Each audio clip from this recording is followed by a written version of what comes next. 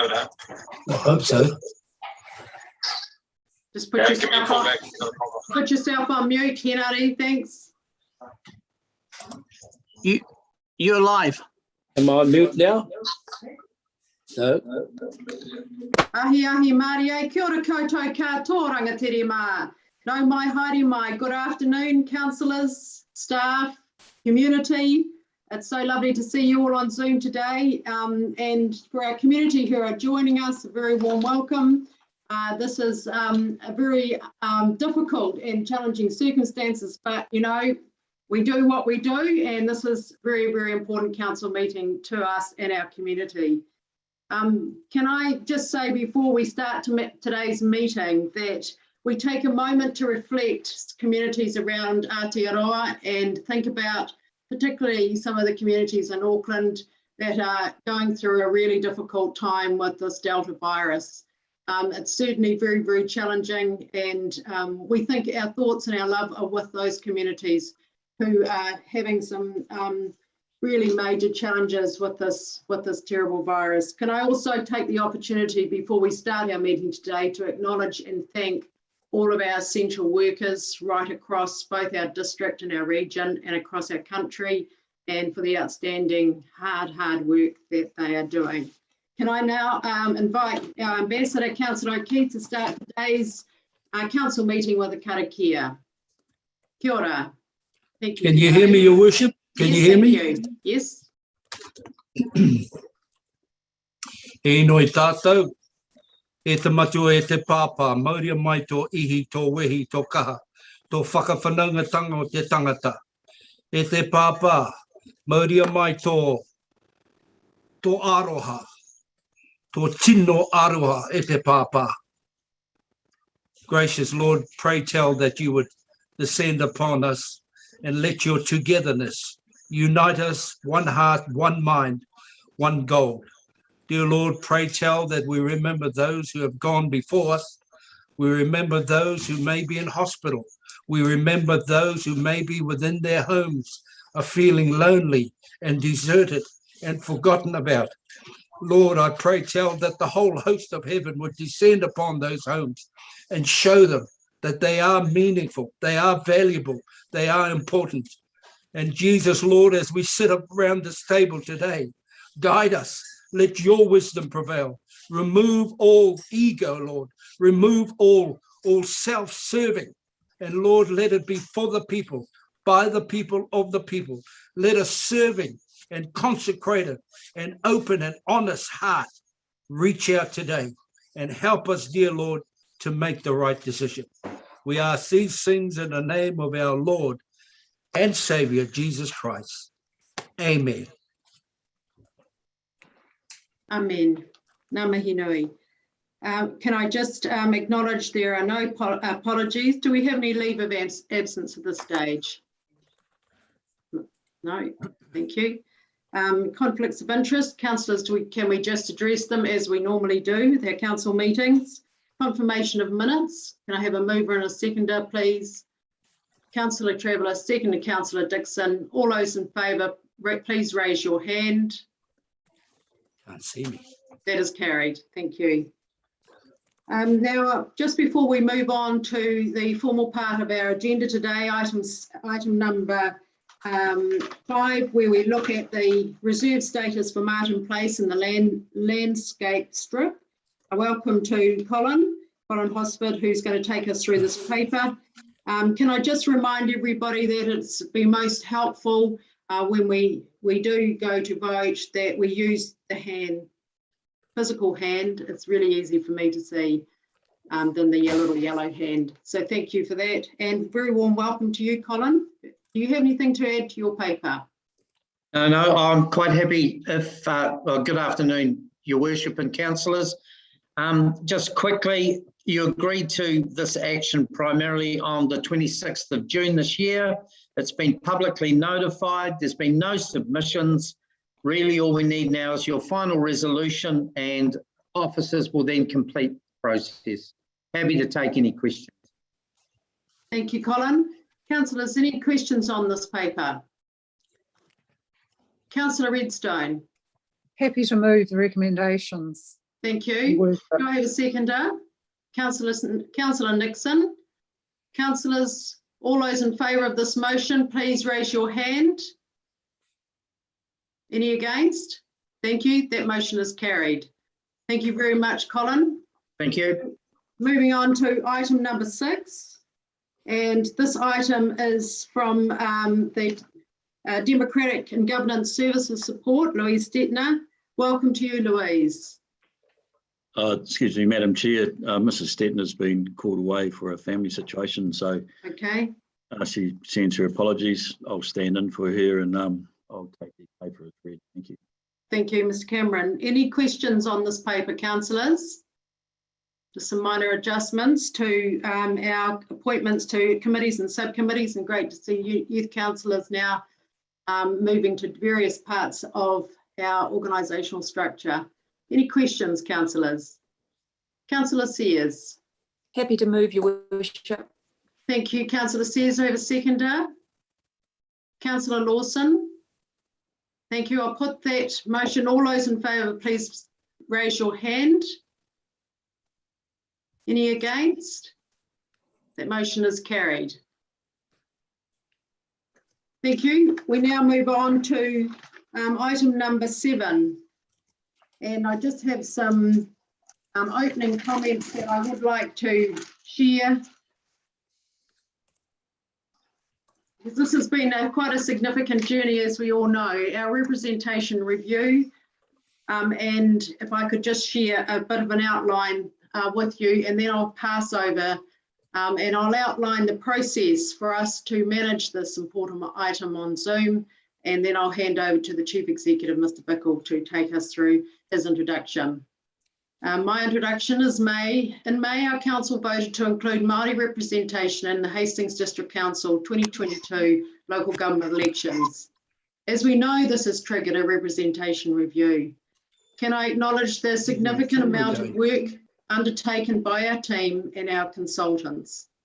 Over the past few months, you've received a lot of information through 3 workshops, read the responses from stakeholders and community engagement to understand what the best representation could look like for our diverse community. You have been presented many options and variations to those options. Could I just get you, Hinari, to put your you're on mute, please? Everyone on mute. Thank you. Sorry. Variations to those options, but today we will decide on the proposal to take our community, which is the fairest, our community, the most effective and fair representation that fits into legislative framework. Today's decision is a very important one, which has been made by Zoom. Therefore, we'll be keeping strictly to standing orders.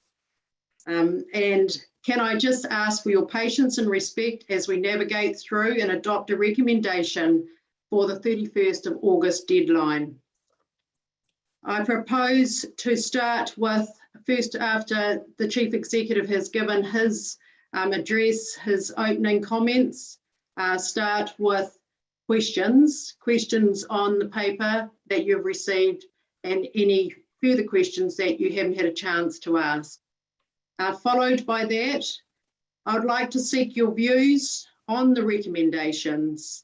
And we'll go around the room as if we're in the chamber, starting with the Deputy Mayor Tania Kerr and finishing with Councillor Nixon.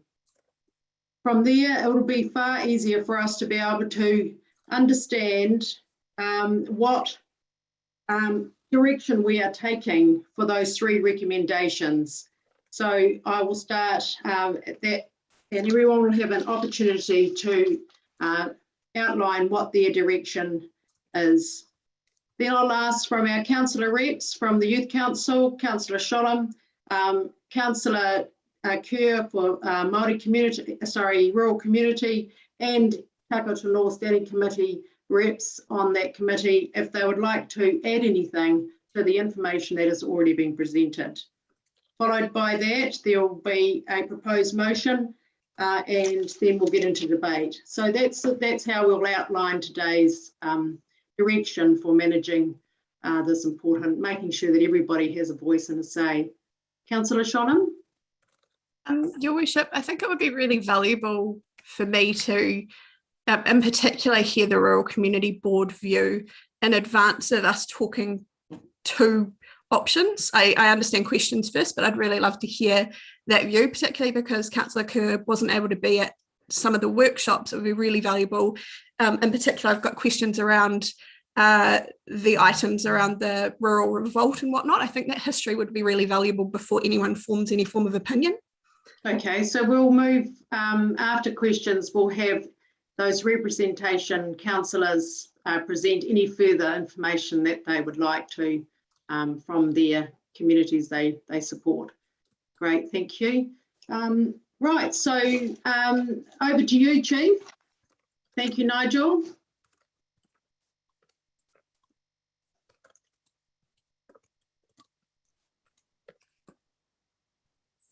Chief, you're on mute.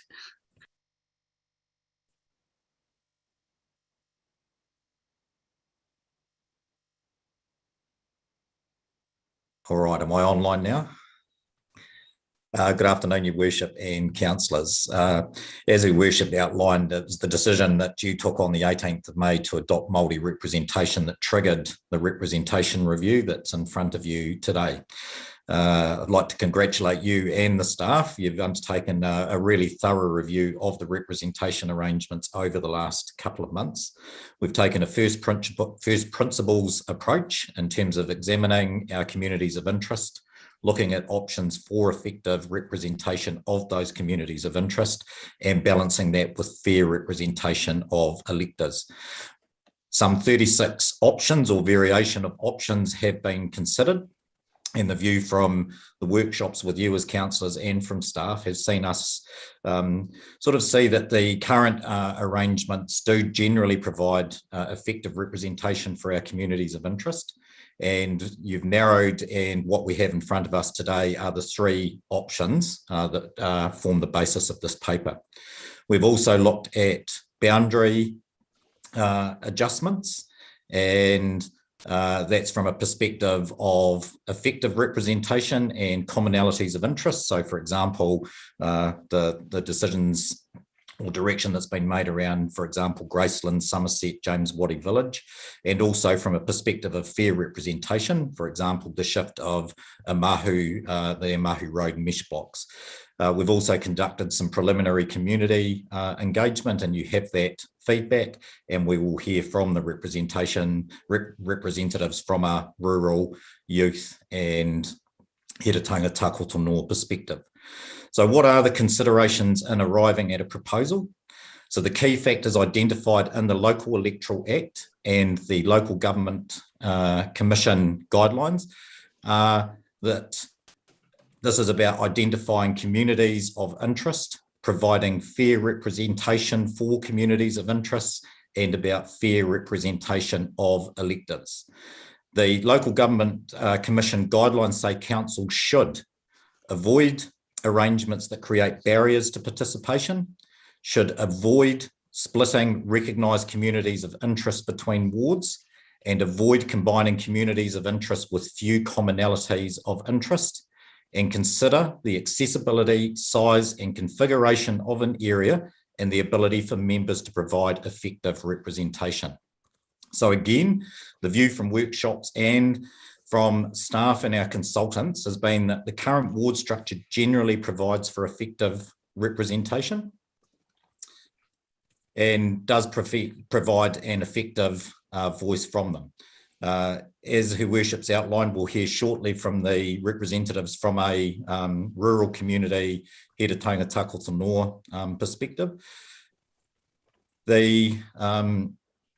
I guess the key thing is with the removal of the Māori electoral population from the general wards, it means that there isn't an option that nicely fits the plus or minus 10% as it did before.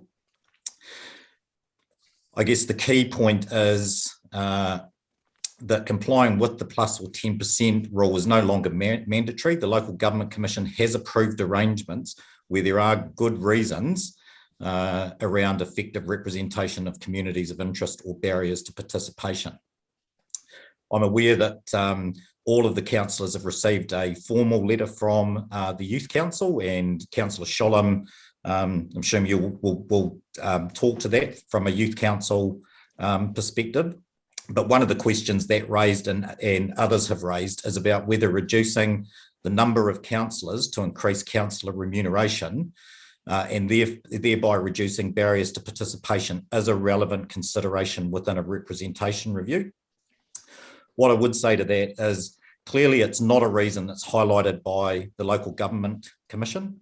We do have a separate statutory regime for councillor remuneration, so through the Remuneration Authority, that has to consider attraction and retention of competent persons, meaning remuneration is considered through that forum. And there is some doubt as to whether it is a relevant consideration from an administrative law perspective, although we can't provide a firm view on that because we're not the courts. So what I would say in summary is we've been through an extensive journey since the decision of the 18th of May to look at the options. The requirement is for us to adopt an initial proposal by Tuesday of next week that will form the basis of our public notification and consultation with our community. It is the view of staff and advisors, having worked through those options where we have recommended option A, but I will make the point that whatever option of the three on the table is for you to decide, but we need to decide one of those three options today. So on that note, I'll just hand over briefly to Mr. Cameron just to introduce the team that's supporting this item, and then back to you, Your Worship. Thank you. Thank you, Nigel. Through you, Madam Chair. Yeah, the Chief Executive's covered everything very well. We have here today our consultants who've assisted the officers, myself through the representation review process, Mr. Ross McLeod from Contextus Solutions and Mr. Daryl Griffin from electionsnewzealand.com.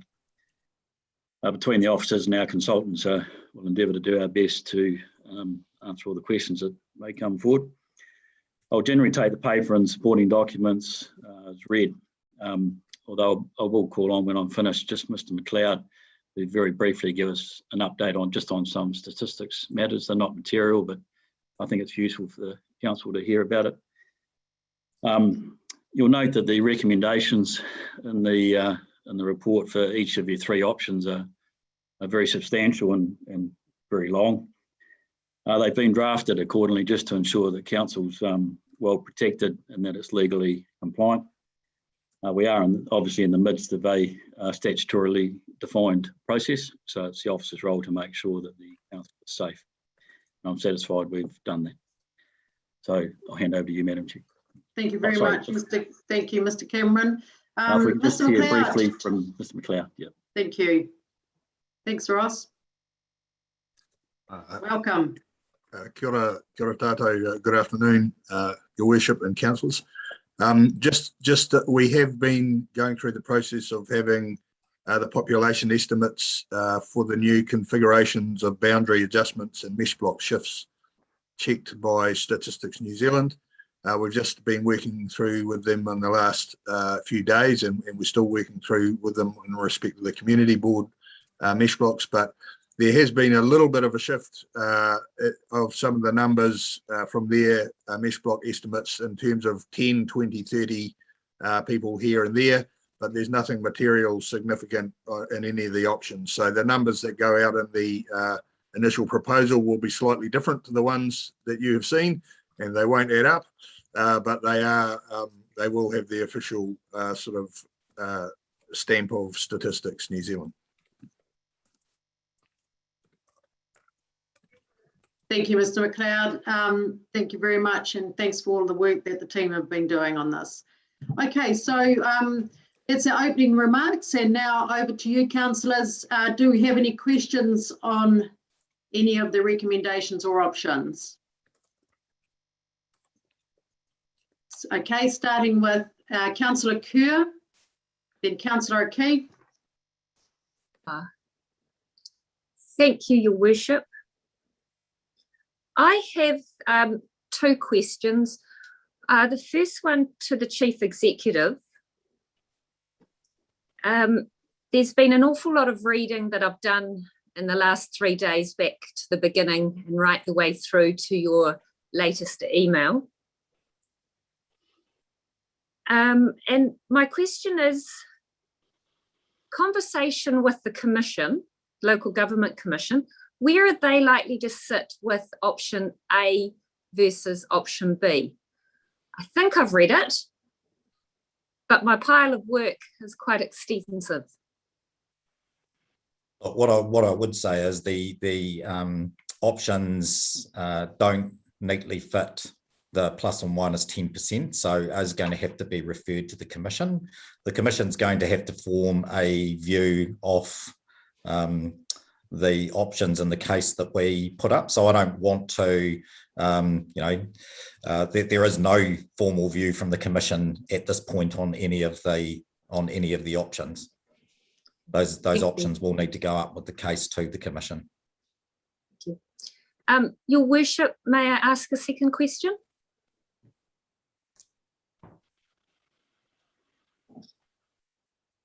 Once again, through you, Madam Chair, but to the Chief Executive, did the Youth Council get the same level of professional guidance regarding the framework of decision making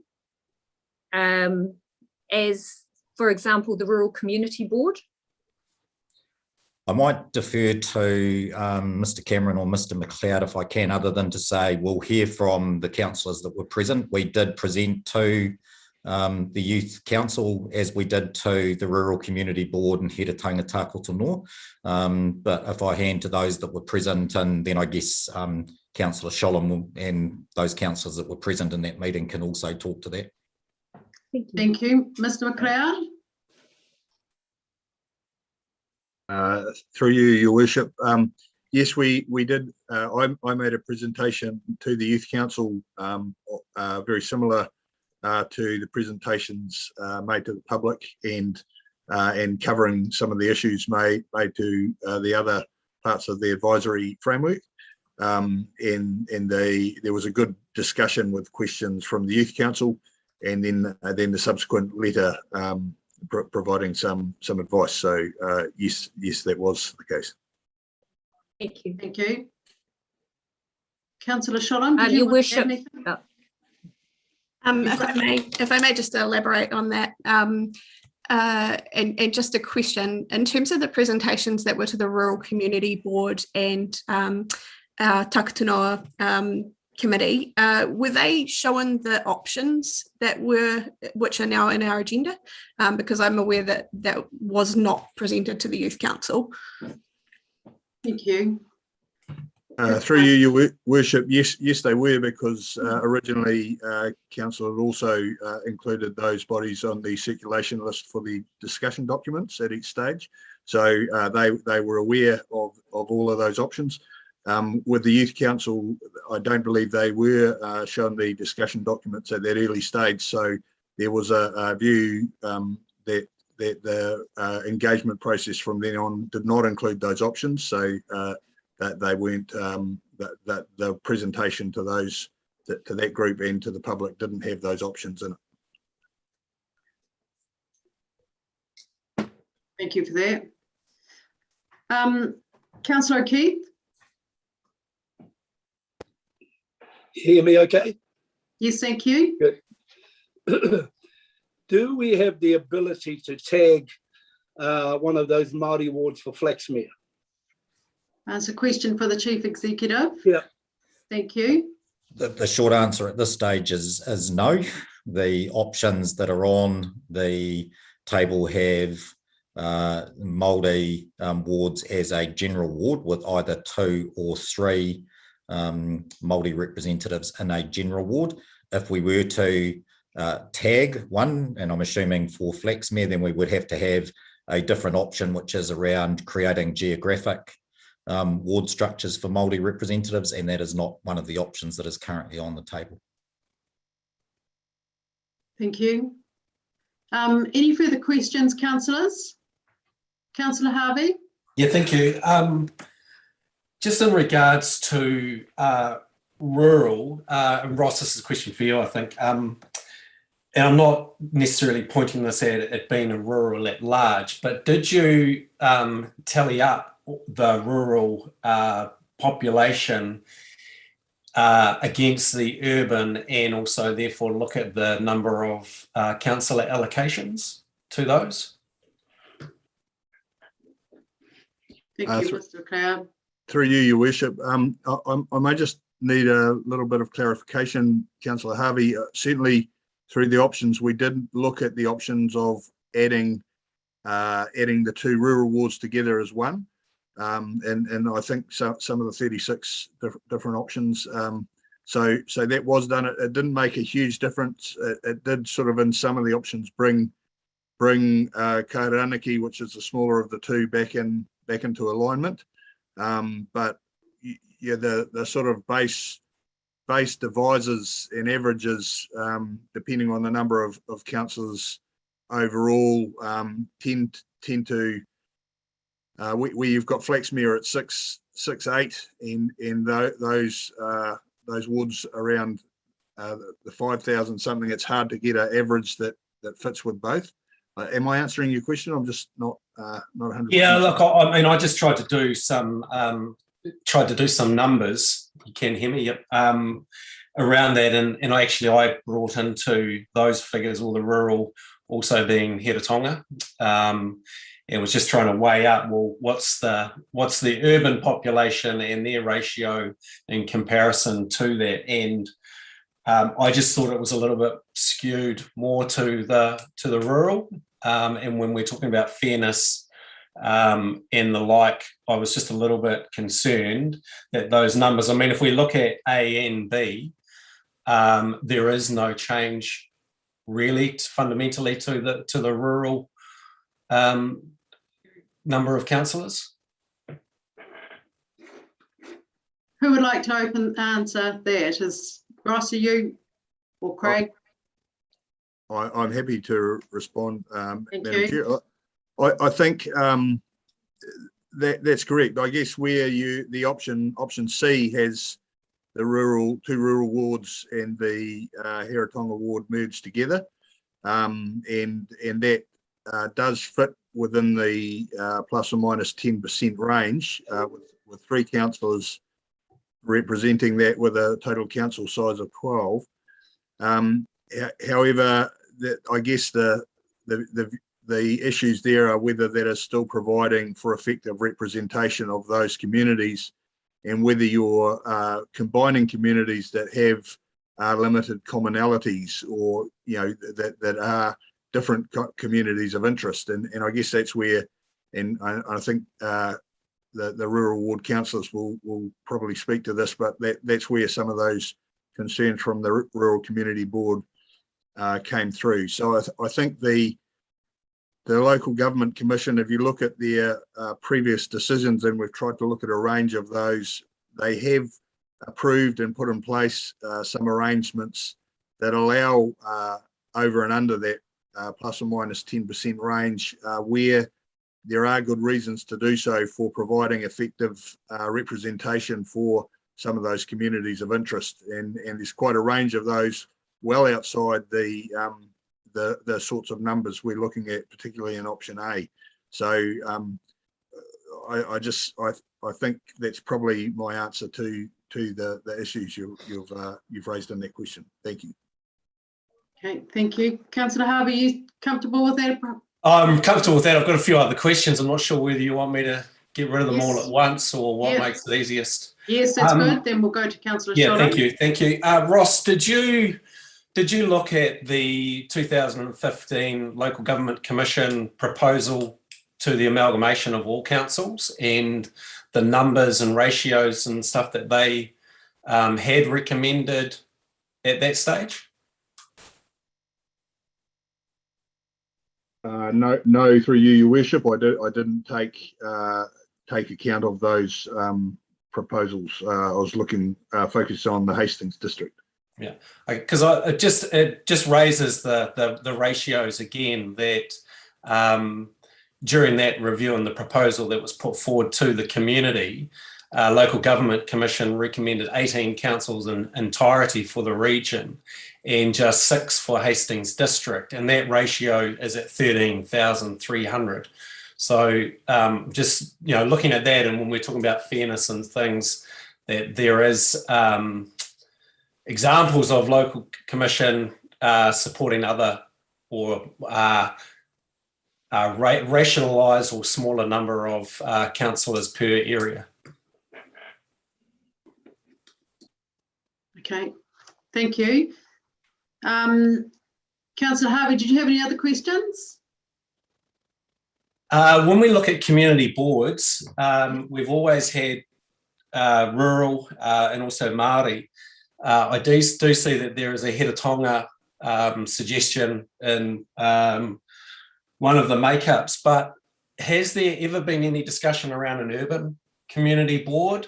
I'm just concerned that when we look at all the survey results and stuff, I wonder whether that was a layer that was actually missing from gathering the information. So the rural community had the ability to feed through the rural wards system. Māori had the same, yet the urban community didn't necessarily.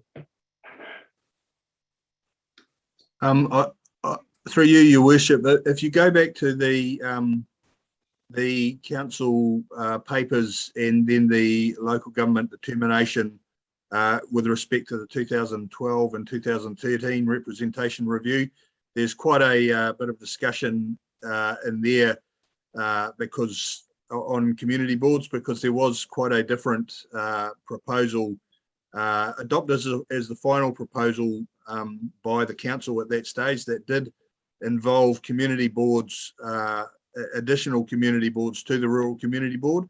It had a community board for the Plains area, one for Havelock North, one for Flaxmere, and I think one for Hastings City as well, although there was some debate over that. That in the end was opposed by a number of objectors and also rejected by the Local Government Commission. One of the principal reasons for their rejection of it was because it didn't come as an initial proposal that was consulted on. It came in as a final proposal after people had had a chance to make submissions. So that was discussed at that time, but there hasn't been, other than that that sort of process, there hasn't been a lot of demand from the community for community boards, other than from the rural community, which arose out of some of the early arrangements following local government amalgamation in 1989. So the principle the council's taken, and it's very open to this council to look at this issue if they think there is a demand for them.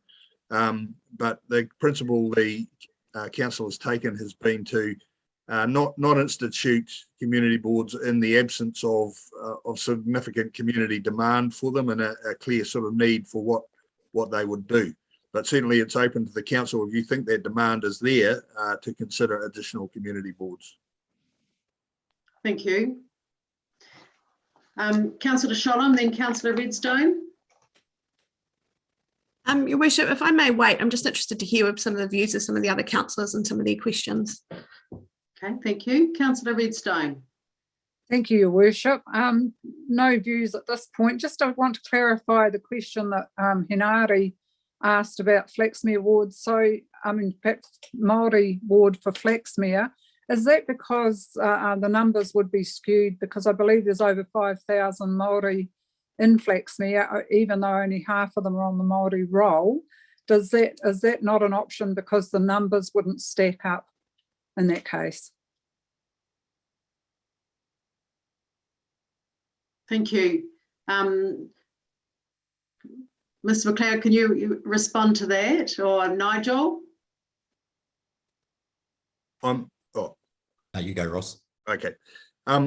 Certainly, I think what the Chief Executive was saying before, it is certainly an option that council could consider, but it is an option that's not within those that have been developed to this stage, and it would require a bit more work to do the numbers it's actually referred to in the paper. is what a Flaxmere Māori ward would look like. So those people on the Flaxmere Māori electoral roll are within, and under the current proposal, they're within the wider Takatimu Māori ward. And that was an option that came through as supported from the Huia iwi that was held. But certainly, it is an option that the council could consider, but would take a bit more work. Could I just follow up with that then? So in that case, Ross, would that, when you say that the council could consider that, would that be not today or? Well, running out of time. You're running out of time. I think Yeah. was the point we've got to this point. You've consulted with key stakeholders and you've got to make a decision by Tuesday. So that's probably the limitations on it. Thank you. And I guess that, that council could look at this in 3 years' time, Councillor Redstone, as the Māori ward Takatumu beds down and the, or not, the number of Māori seats beds down. So, there is a future opportunity to revisit that. Thank you. Councillor Nixon and then Councillor Sholem. Yes, thanks, Your Worship. The question I've got, we do get a chance to comment later, don't we? Is that right? Hasn't heard me. Okay, the question I've got is, have we created an expectation that there will be 3 seats in the Maori ward or Maori wards? Because it seems to me we have, and that does tend to limit our options. So your question, Councillor Nixon, to the Chief Executive? Yes. Yes. The question Can you is, just repeat that question? Certainly. Have we created, or does the Chief Executive think we may have created an expectation of 3 seats allocated to the new Maori ward or Maori wards? I would say that the reflection back from the Huia iwi and Heretaunga Takotonoa is that for effective Māori representation, they're looking for a general ward with 3 Māori seats. Thank you. I just wanted confirmation. Thank you. Councillor Lawson and Councillor Barber, and then go. Are you right in your queue, dear Councillor Sholem? Okay, Councillor Lawson. Thank you, Your Worship.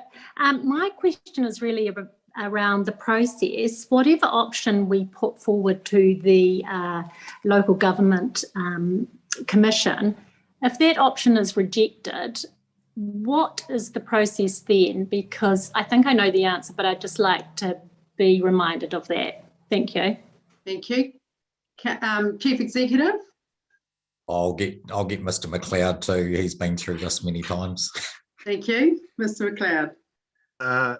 Through you, Your Worship, Councillor Lawson, the process is that the local government commission then determines the representation arrangements. There's no second go round. You put up your initial proposal, you get submissions on it, you then get a chance to consider those submissions and make changes if there's views coming forward from the community, and then you notify it again, and any appeals or objections go off to the local government commission, and they either accept your final proposal or make changes to it. Okay, thank you very much. Thank you. Councillor Barber? Kia ora tātou. In terms of the whole crux of this is around fair representation and communities of interest. In each of the 3 models, Flaxmere loses a councillor, and if you look at that population makeup in terms of its ethnic makeup and in terms of its deprivation makeup, you've got huge issues going on in Flaxmere, and so I'm thinking about the workload in proportionate really for that single councillor in Flaxmere. So I guess my question is around, and some of the other councillors raised it earlier about the Paharakeke ward that could come under a Māori, under the Māori councillors. And I know in the report talks about the preference to have one ward, Takitumu ward, which all the three Māori councillors would be part of. I guess my question is, was the Paharakeke sub-ward or ward, was that discussed at the Huia Iwi? Was that canvassed by the iwi, and despite that, they still came back with that preferred option of one ward with the three councillors? Thank you. Through Thank you, you. Your Worship. Yes, Councillor Barber, that option was considered at the Huia Iwi. It was discussed and canvassed, and despite that, the preference came back for the one ward with three councillors. Councillor Barber, you comfortable with that response? Thank you. Councillor Sholem, no further hands up. Councillor Sholem? Thank you, Your Worship. Just following on from Councillor Barber's question, I guess the reason why I'm asking this is because option A, I am concerned with the significant underrepresentation for Flaxmere. And so if we can find a way of overcoming that, that would be ideal. I noted that in the second discussion document, I think it was on about page 63, it talked about justification for separating out a Flaxmere Māori ward while then having the rural and other urban areas merged together within that Māori ward would make it a difficult justification. Mr. McLeod, can you just explain that a bit more? Yeah. Yes, through you, Your Worship. I think perhaps having done more consultations since then, my thinking's probably moved on since that point as well. I think what I was saying, that the difficult justification was whether merging the rural and urban together in a single ward, whether that was commonalities of interest. But I think what you are achieving through that option would be to actually have an effective voice for that very strongly identifiable community of interest in Flaxmere. So from that point of view, there could be a strong argument made for the Flaxmere ward, and then the balance of the district would be no different from having a single Takitimu ward. So I think I don't think there are. Once we've worked through it with the community, I don't think there are the same logical challenges to that than we perhaps saw when we wrote that second discussion document. So just to clarify, the merging of Māori ward representation of the rural and urban areas is not going to be an issue to the fair and effective representation? I don't think so, through you, Your Worship, because the default option now is a Takitimu ward representing the entire district, which is merging commonalities, but speaking to that community is sort of the representation option they've seen as the most effective for that Māori electoral population. What you would be doing with the Flaxmere or Paharakeke ward, if you divided that off, would be to give a voice to that particular and identifiable set of interests in Flaxmere and the Flaxmere Māori electoral population. So I think when you look at that in the context of the default option, there aren't as many issues with it. Thank you. Thank you for that, Mr. McLeod. Do you have any further questions, Councillor Sholem? Yeah, much like Councillor Harvey before, I've got a few. Do you want me to rattle them off all now, or do you? Yeah, well, I think you're the last speaker, so yes, thank you, through the chair. Okay, thank you, Your Worship. Coming back and just sort of extending on what we've just been discussing there, I'm just wondering, what if there was a dedicated Māori ward Flaxmere councillor, what impact does that have to representation for the general population? So at the moment, when I look at the 5.4 within the report, it shows a 14.2% underrepresentation for Flaxmere in option A. And I'm just wondering if we do have a dedicated Māori ward councillor that's all about Flaxmere, how does that impact that representation shortfall?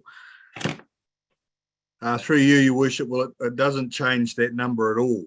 And I think the number may have gone down a little bit, a fraction, infinitesimal fraction with the Stats New Zealand update, but it doesn't change that number at all, because that number relates to the general electoral population, and the Māori electoral population is separate. But it does, in a practical sense, provide a councillor whose electoral basis is Flaxmere. So is limited geographically to Flaxmere. So there would be 2 councillors limited in their geographic basis for election to Flaxmere, rather than generally across the district. What I would say, though, is that this analysis relates only to councillors in terms of how they're elected, and once again, just come back that I think Mr. Griffin has brought up a number of times, is that council, once they get to the council table, they take their declaration of office. They're elected to represent the entire district and work on behalf of the entire district. So, but from an electoral point of view, there would still be 2 councillors then geographically focused from an electoral sense on Flaxmere. And so one who's predominantly accountable to the Māori roll electors, and one that's accountable to general roll electors. Is that correct? That is correct in an electoral sense, yes, through you, Your Worship. So forgive me, Your Worship, I'm just going to find my other question.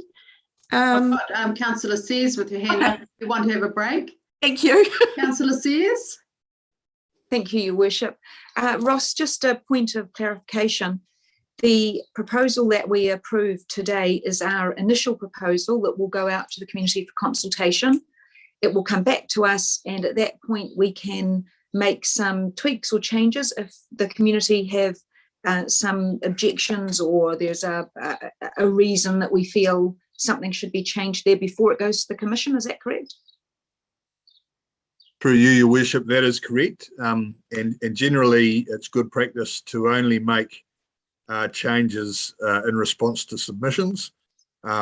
So rather than have a wholesale second go at it. So it does place some importance on getting as close as you think is to the right solution today, and then using those submissions as an opportunity, as you say, to tweak and amend if the community has particular issues that it raises that you see there's good reason to address.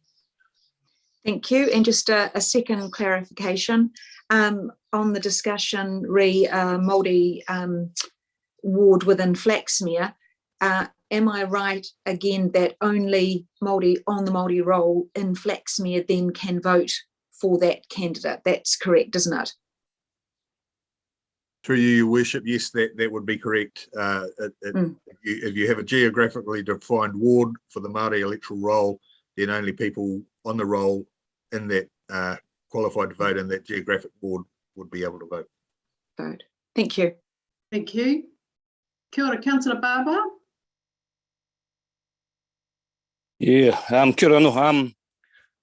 So we've got about 5,000 Māori population in Flaxmere. Do we have an idea on how many of those are on the Māori roll? Just kind of a rough idea. I'm just looking at the so there's 16,000 population would be across the whole Māori ward, and I'm just trying to get an idea of the voting numbers out that way. Through you, Your Worship. So I can't give you probably a breakdown of the voting numbers, because the population estimates are based on estimates of electoral population, which are derived from the Māori ward, but then the people on the people on the Māori roll, but then there's estimates made of non-voting age population so you're comparing apples with apples. So that's where you get, I think, around 16,400 or 16,370 on the Māori electoral population for the whole district, and around 5,300, 5,400, round that amount for people on the Māori electoral population in Flaxmere. Okay. So that's almost half, but not quite. Mm. Can I just follow a question? Yes, Your Worship? thank you. Yeah. So so you've already said that the Huiaiwi discussed the Pāharakeke ward, but preferred the Takitimu ward. What were their comments on having, a Pāharakeke ward? I mean, they might have preferred the other one, but were they fully against a Pāharakeke, or was that, I just need to get a feeling on where they were with that.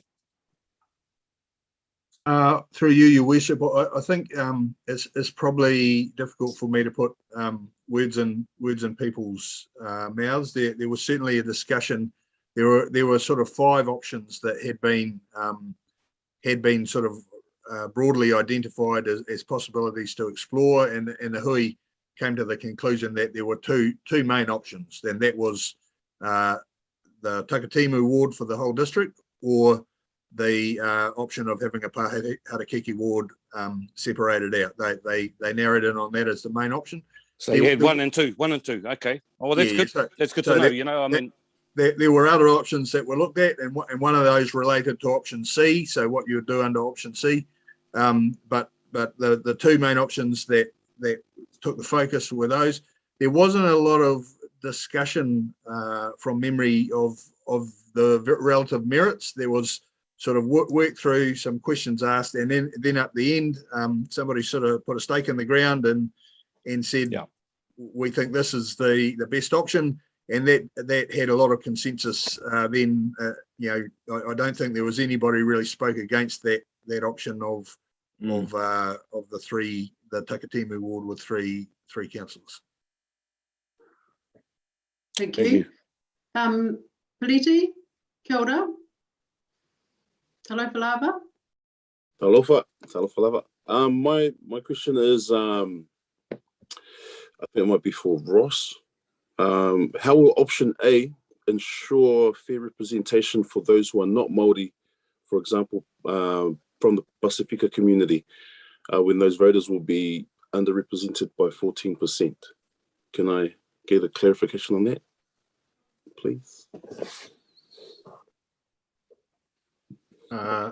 Through you, Your Worship, it's a good question. I think it's a question for the council to consider in its deliberations, because the numbers are the numbers. So there will be one councillor. If you look at the numbers, it's about 6,800 on the general electoral population left in Flaxmere once you take out the Māori electoral population. It's not if you put 2 councillors in there, you'd be down at around 3,400, and you'd have significant overrepresentation. If you adjust the number of councillors on the council, if you have 14 councillors, it comes down to within the plus or minus 10% range. You've still only got 1 councillor out of 14 rather than 15. So it's a matter, I think, of then, well, councillors are elected to work for the whole district. So if that councillor needs additional support, how do they get that?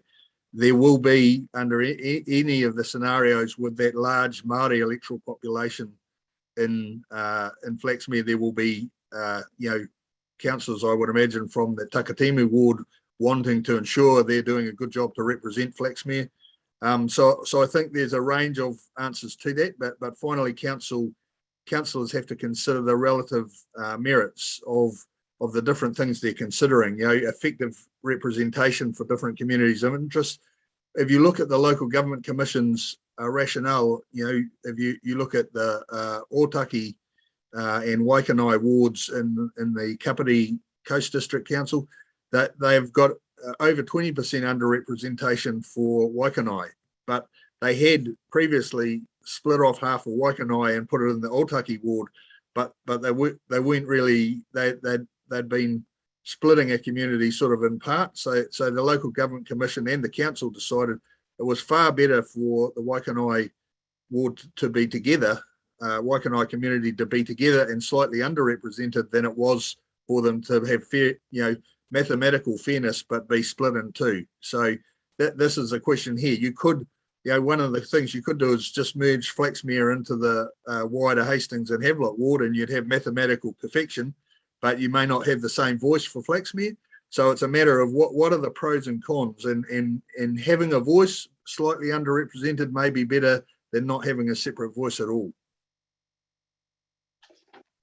Thank you for that. Councillor Kerr, then Councillor Sholem. Thank you, Your Worship. I'm really interested in this conversation and where it's going. So through you, Your Worship, given that what we're talking about is elections, yet when councillors sign up and do their declaration, they're doing their declaration to uphold the whole district. Is it possible that of the proposed 3 Takatumu ward councillors, that 1 or 2 or maybe even 3 could be given a special responsibility to work alongside the Flaxmere councillor? In essence, there becomes a team of 2 or 3 or 4. Is that possible, Your Worship? Absolutely it is. Yep. Mr. Cameron or Mr. Bickle, did you want to answer that? Yes, Madam Chair. So reflect back to the delegations that we drafted after the last election on feedback from the council. We created some special ambassadorial roles for transport and Flaxmere and so forth. So it's just a matter of assigning particular duties and responsibilities, and then the council can adopt that as part of your delegations process post your election. So it's entirely possible. Okay. That's right. Thank you, Your Worship. Thank you. Last questions coming from Councillor Sholem. Yeah, actually one I hadn't anticipated asking, but just following on from Councillor Kerr's question, I understand in the report and through conversations and workshops that one of the oppositions to option C, which is technically compliant within the plus or minus 10% guidelines, is that it would lead to underrepresentation or not fair representation of the rural community. However, Councillor Kerr's idea there to remedy that for Flaxmere is interesting. Could the same approach be taken to remedy the shortcomings in option C? So that's your question? Mm-hmm. Yes. So Mr. Bickle, would you like to answer that? So that's... Yeah, the short answer is yes. I think the first principles, though, when you lift this back up to what you're considering as councillors today around the initial proposal, is the first principles tests around, are those from a communities of interest to commonalities across those communities, I think are the first things that you need to answer. But yeah, if there's a case for less councillors, then of course the arrangements that a subsequent council puts in place around the arrangements and ambassadors and all of that are all things that council can decide. Thank you. So that's the democratic structure that we put in place to make sure that we are getting really good representation amongst all of our, and the feedback from this whole process has been, really interesting. We're, asking the community how they feel about the representation. That feedback was great to get, actually, see how people are feeling. Yeah, and actually that through you, Your Worship, that dovetails really nicely into one of the questions I had, which is around that feedback we received. I'm wondering, is there anyone here who can talk to that? Because I note in the report that it summarises, it was quite a specific age range, ethnicity and location that responded to that. And I'm just interested to have that. So that pre-engagement was led by Naomi. Is she with us on Zoom? The community engagement? Who would like to speak to that? Sorry, yes, Your Worship. Naomi here. Hi, Naomi. Welcome. Kia ora all. Kia ora. So the pre-engagement program we went out to achieve was through a combination of a community meeting, which was live streamed. The aim being therefore to enable people to also go back and watch that.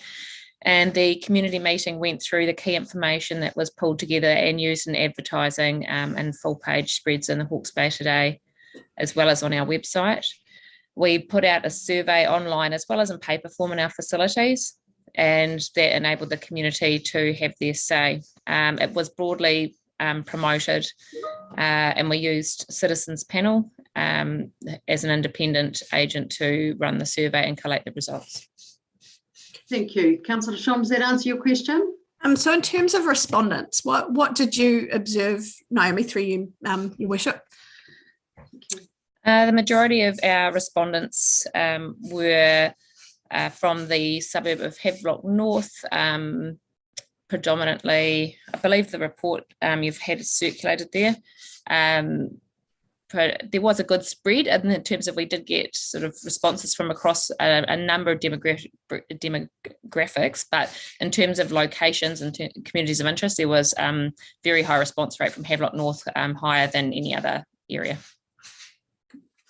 And through you, Your Worship, I noted as well that the majority of respondents were aged 55 plus and European. Is that correct?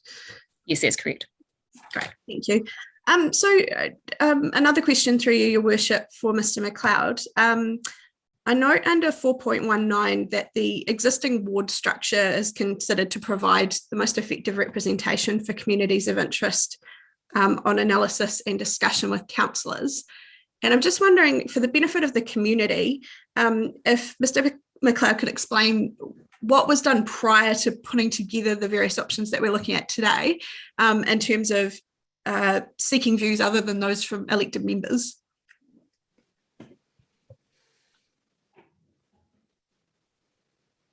Certainly, I don't think in this round there was any specific pre-engagement work done other than the exercise that's been alluded to in the report on seeking views on communities of interest. But I think the ward structure has basically been in place for a number of rounds of the representation review, and has had a fairly high degree of community support, particularly the changes that emerged from the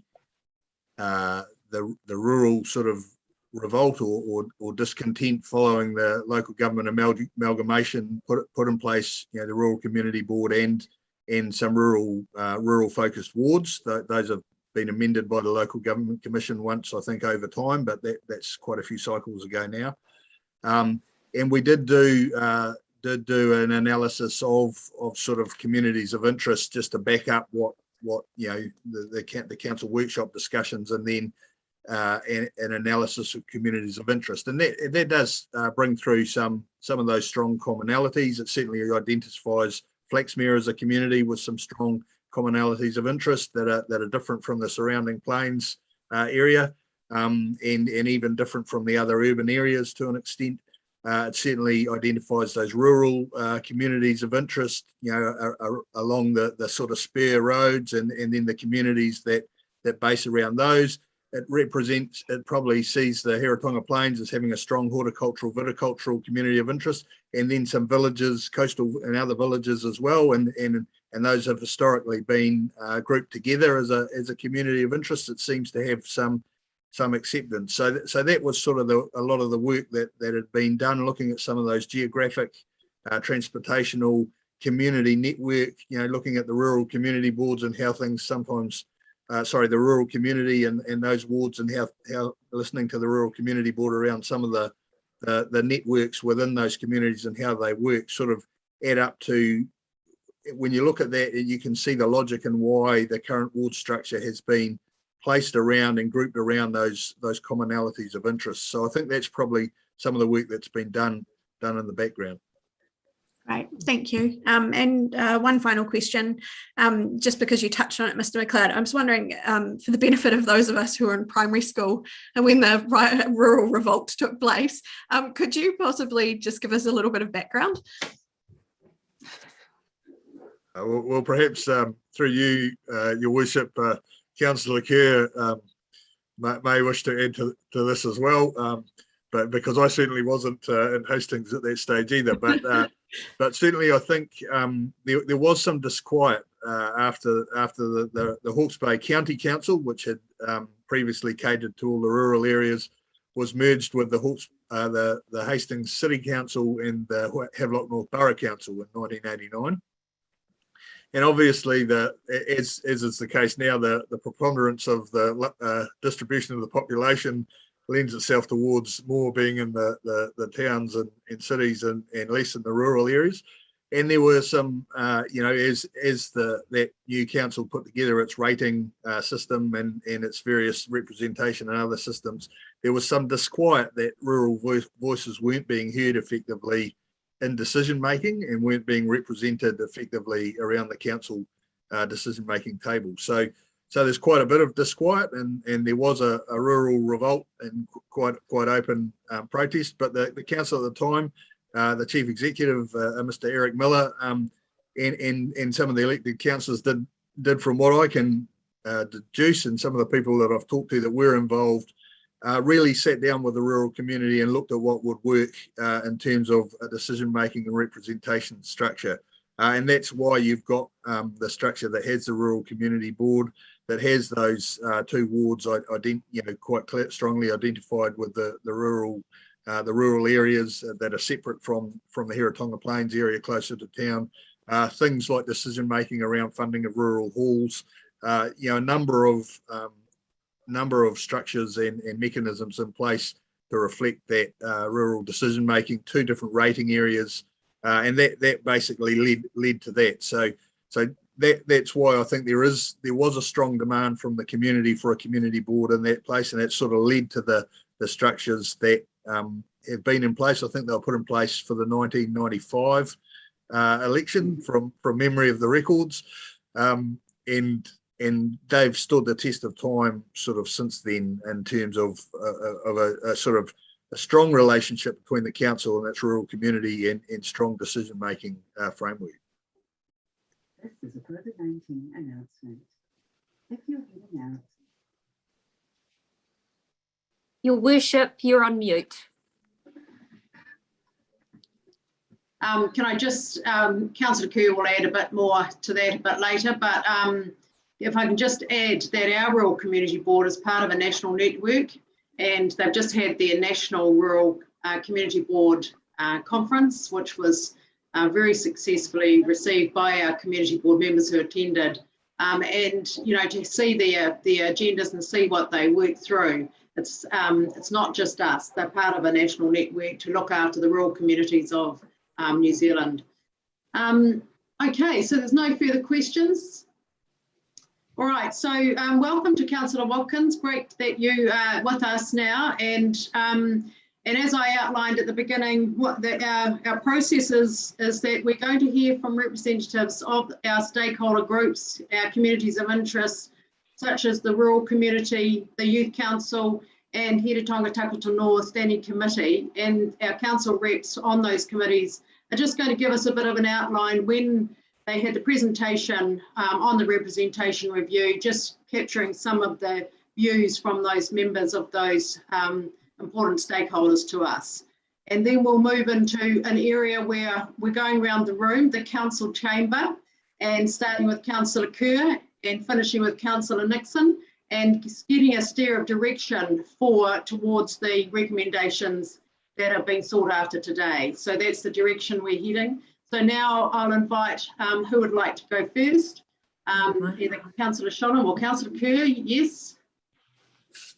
I'm happy to go first and speak simply on the community board conversation that was held with Mr. McLeod.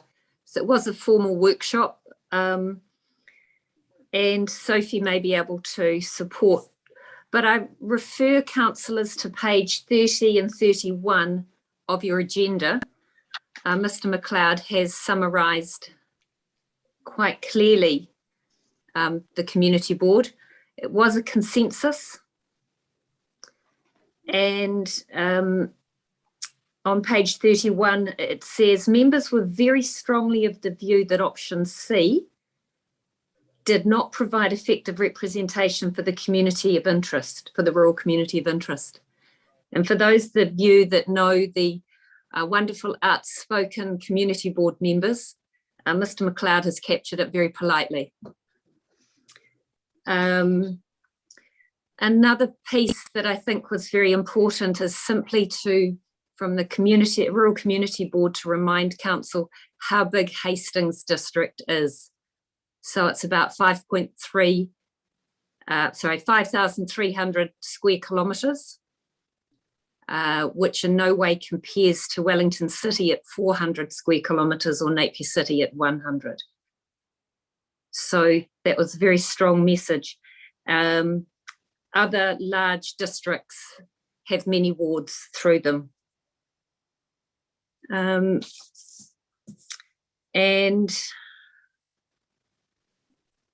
just seeing what else was picked up. The community board is very supported by the rural community, as you hear, and I thought Ross covered off the rural revolt really well. It did start with 4 rural councillors, but through this very process that we're going through, the number of councillors got halved to 2. So, yeah, this process can be hard at times, but this is what we've got to work through. I don't know if Sophie, through you, Madam Chair, if Sophie wanted to add anything. Thank you, through you, Madam Chair. I think something very significant that came out was the geographical. Excuse me, Sophie. Mr. O'Shaughnessy, could you please mute your screen? Thank you. Sorry, Sophie. Thank you, through you, Your Worship. Something that was very clear in the discussion at the Rural Community Board was as Tanya's mentioned, the area is so large that Te Pahui to Waimarama and everything in between contain a huge amount of different communities, and having these two wards gave the opportunity for these small and different communities to have a councillor to connect to. I think one of the biggest concerns looking at option C was creating one ward where a councillor needed to connect across so many groups and so many people. It would include Clive, Homoana, the Hiratonga Plains, Waimarama, Bridge Pa, a very, very rural Kiruru. The sense that we would be able to capture the people's voice within a large ward like that was actually inconceivable. And I just pick up on something that Councillor Schollem's mentioned, around the Flaxmere and creating an ambassador role. Of course, that relies on there being a Flaxmere ward that is then supported. To create one big ward with supporters doesn't give that option. To have the individual responsibility to each ward that can then be supported by the Rural Community Board is exactly what we have. And I haven't had any public meetings specifically around it, but the number of calls I've had from the rural community saying it feels like this is the last piece of direct contact that we have with our council has made me aware how very, very important this is to our community. And that was really clear in our Rural Community Board. I can't speak strongly enough of how isolated the rural community is feeling from their urban counterparts, and indeed from government in many places now. And the sense of a rural councillor who lives in their area and is deeply connected to them in a geographical sense as well is absolutely so important to them. Thank you, Councillor Sears. And I think, when I go to the community meetings out in our rural community, you certainly feel that very, very loud and clear. Okay, so Now if we could move please to the Youth Council, Councillor Sholem, and then Takatonoa.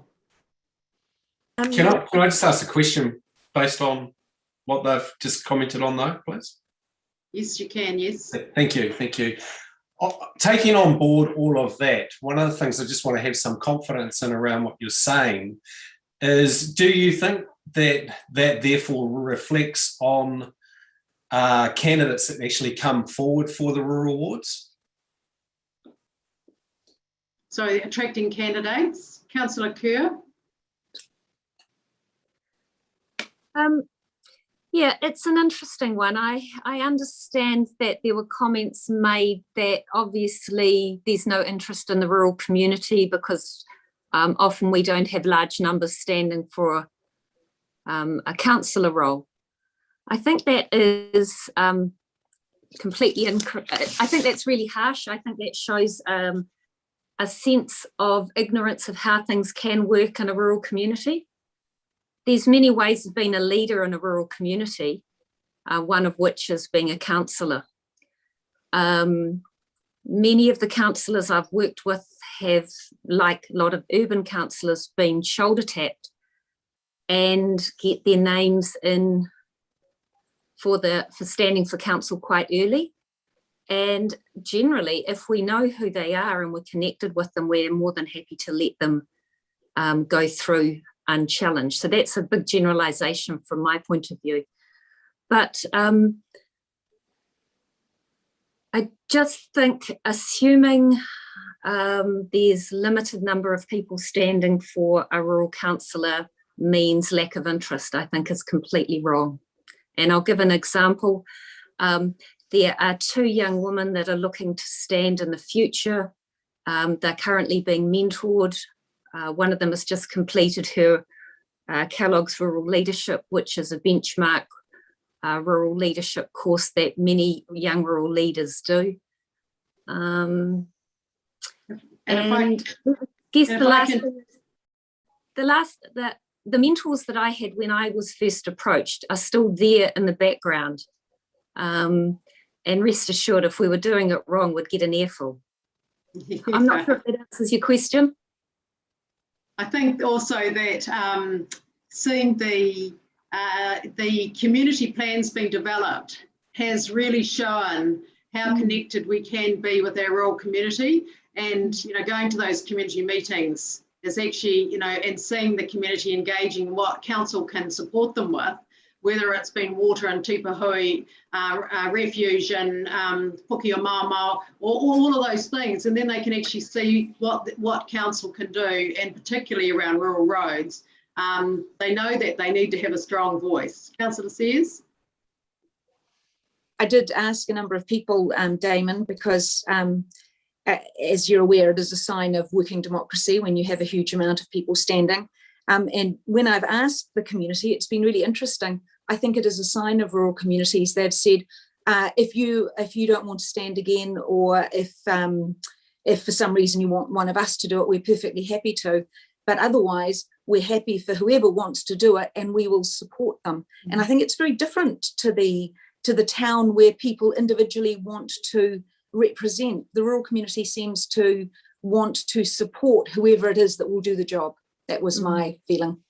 Thank you, Councillor Sears. Right, at Youth Council, Councillor Sholem. Thank you. And Councillor, you all received a letter from the Youth Council the other day. You would have seen my response, and what our paper had been delivered before we received the letter, the agenda item. It's good that we're going to have the views presented today. Thank you, Councillor Sholem. Thank you, Your Worship. I think first and foremost, there was some confusion with the engagement with the Youth Council. They weren't presented at the same workshop that Takatonoa and the Rural Community Board were, so they didn't have options to consider like those 2 other groups. They were just broadly asked, what's your thoughts around representation, and then they were at that meeting directed to use the Your Voice, My Choice, My Choice, My Voice platform. So that's why the letter has come in late, because they weren't aware that they were able to submit in a more formal way. I want to be really clear when I read out what they've asked me to, that these are the views of the Youth Council. There's been some cynical discussion that these are my views, but I would like to just emphasise, and they've asked me to emphasise this, that this is genuinely what the Youth Council have asked me to convey. And I hope everyone will take it in that way. So the Youth Council have asked me to applaud Council's decision to adopt Māori wards and sees this as fair and effective way of ensuring ethnic diversity and Māori representation on Council. They also applaud Council's efforts to date to include a youth voice on Council subcommittees, more proactive than many other councils in New Zealand. And they remind Council that, however, they remind Council that the opinions of the Youth Council are not formally recognised and can be disregarded if desired. The Youth Council impresses upon Council that they have a unique opportunity today to ensure fair and effective representation for all people of Hastings beyond just geographical boundaries. The Youth Council understands that the principal concerns of the representation review are fair and effective representation, and also acknowledge that assertions have been made that this should not consider barriers to voter participation or candidate interest in being nominated as part of this review. However, the Youth Council holds a contrary view and believes that the Local Electoral Act 2001 and specifically the principles and the, sorry, I'm just reading, the purpose and principles support the consideration of elected member diversity and barriers to running as key considerations. While they acknowledge that the remuneration authority deals with remuneration, they do also see that the two are linked. The decisions we make today directly impact what the remuneration authority decides.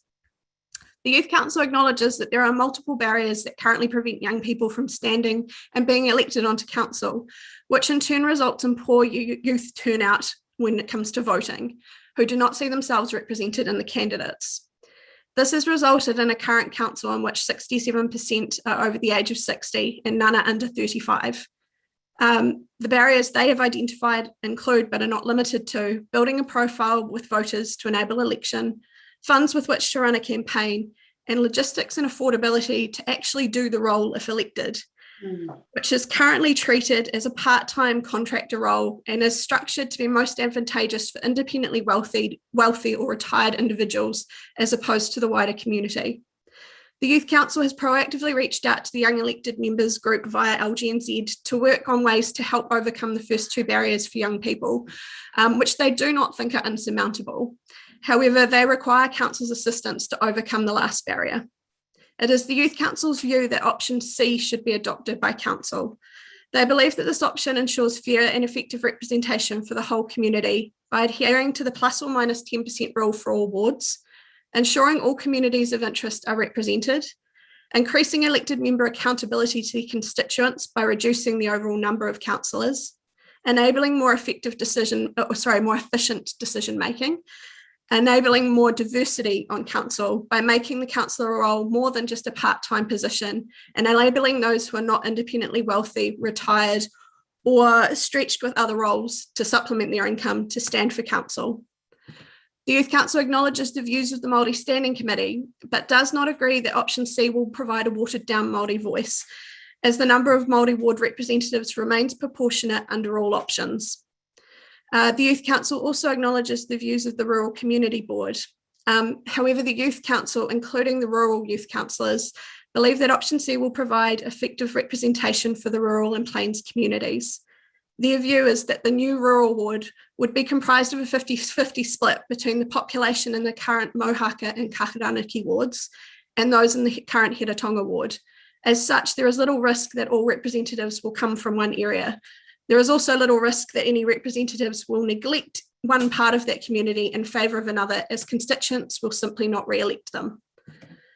Separate of the representation review, the Youth Council have asked and challenged all councillors to consider the role that we play in encouraging and making room for the greater youth representation on council. Their view is that this can best be achieved by mentoring interested parties and potential replacements early, and carefully considering length of tenure on council. They believe that good governance includes proactive succession and continuity planning, ensuring fresh voices and ideas are allowed onto council by elected members choosing to make room for these. So that's what I've been asked to read out. Awesome. Well, and I know that Keelan said that he was going to be part of today's conversation, listening in. And so thank you very much, Councillor Sholem. I think this is the first time we've had a proper submission from a youth council in my time at council. So I'm excited about some of those and very heartened actually to hear how we can engage and attract younger people to local government. And this is, it is very, really important that we collect the views of all of our community, and well done for that submission. I absolutely applaud you, and I look forward to having further conversations, because some of those things there could be remits to our Gen Z to certainly help us through the young elected members to attract younger candidates to council. And thank you for your direction. Now, Takato Noa, Councillor Barber, Councillor O'Keefe, Councillor Travis, Councillor Corbyn, Councillor Redstone. Did you attend the Takato Noa Standing Committee when the representation review was presented? Councillor Barber. Kia ora tātou. So just for the council's information, that Heretanga Takato Noa was supposed to meet yesterday. That was the date scheduled for the meeting, so that's been put off due to COVID. However, there were a number of meetings that have been held over the last few months on this kaupapa. In the report for 4.22, there was a workshop held back in 22 July by Heretanga Takato Noa, and 4.23, 4.24 outlined some of the comments that came from the workshop. One ward, 3 members was top of mind, followed by an option of a Flaxmere ward and 2 members in the Takitumu ward.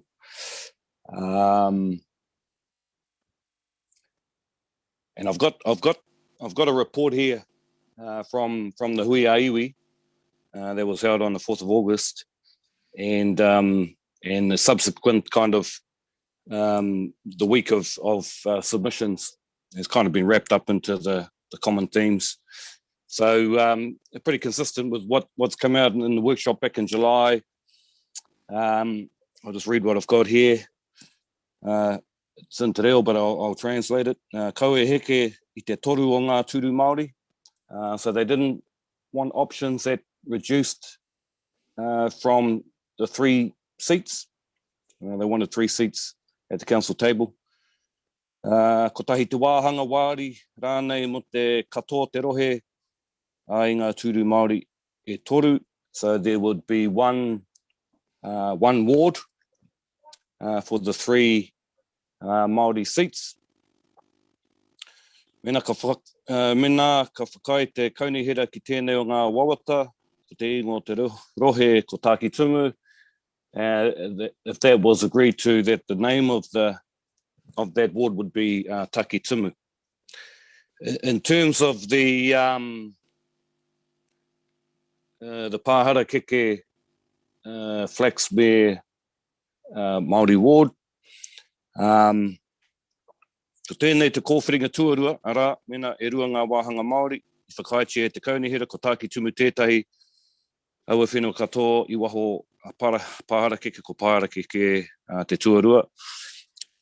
So they're very clear that they wanted one ward for the 3 seats, but the second option would be to have the one Flaxmere ward and the other 2 in the Takitumu.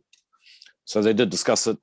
First to go with the overall rohe, with the three councillors in that Takitumu ward, but the second option would be to support Flaxmere through the other option of having a Māori representative in that Pāhara Keke ward. So those were the common themes that came out of the feedback from Heretanga Takato Noa. back in July at the workshop and the huiaiwi on the 4th of August, and feedback from the community. Kia ora tātou, Baden, and it's very much in line with our first discussion about Māori wards and having inclusion in future councils. So no further questions on any of those representations. Okay, so now we'll start with our direction and seeking direction from councillors. And as I said, we'll start with Deputy Mayor Councillor Kerr, then we'll move around the table. So we're in the chamber and we'll move around the table, going from Councillor Kerr, Councillor Dixon, Councillor Hinari. You know where you are in the chamber. So welcome, Councillor Kerr. Thank you, Your Worship. I have to support the Rural Community Board recommendation and their very strong opinion that option C is not suitable. The officer's recommendation is for option A, which I would support, but also option B as a close second. I hope that's of help. Thank you. Councillor Dixon. Yeah, thank you, Your Worship. Been very interesting listening to all this debate for the last hour and a half. I carried out a PMI around all the options. It became very obvious that option B was not suitable because it didn't fit in the plus and minus 10%. Option C, the Youth Council's preferred option, it actually had some merit there. The higher salaries might encourage younger people. The 12 councillors worked as far as the mesh went, but it also had a number of minuses. The rural ward at large would be very difficult to manage. It also had a reduction of Takatimu ward councillors. It was an increased workload for all elected councillors. But the interesting 2 points were, what happened if councillors stood outside the ward they live in? It would create an imbalance like we've currently got now. There's 5 of the 8 Hastings Havelock councillors actually live in Hastings Havelock. 3 of them live outside. If you only had 12 councillors, that would alter the balance. And the other interesting one was the development of a Plains coastal ward along the lines of a rural community board. And I'd like council to investigate that further down the track, because I think it's got lots of merit considering the diversity of that Heritonga board at the moment. And then option A, it covers all the bases and it allows for an additional councillor, which is in line with our growth in population. So it's positive, but it also had some negatives. There is a heavy weighting towards rural representation when you actually do the numbers. If you put Havelock, Hastings and Flaxmere together, that's 8 councillors for almost 50,000 and 4 rural councillors for just over 20,000. So each of the Hastings, Havelock, Flaxmere councillors have got about 1,000 more people to look after when you do those particular numbers. And also on top of that, they've got a rural community board.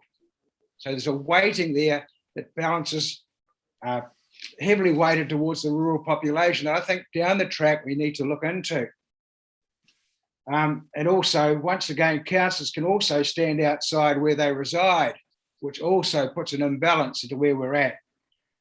I like having the Takatimu ward, having 3 members, all elected at large. I think that's got great value. And those that are concerned, 3 of them may come straight out of Flaxmere.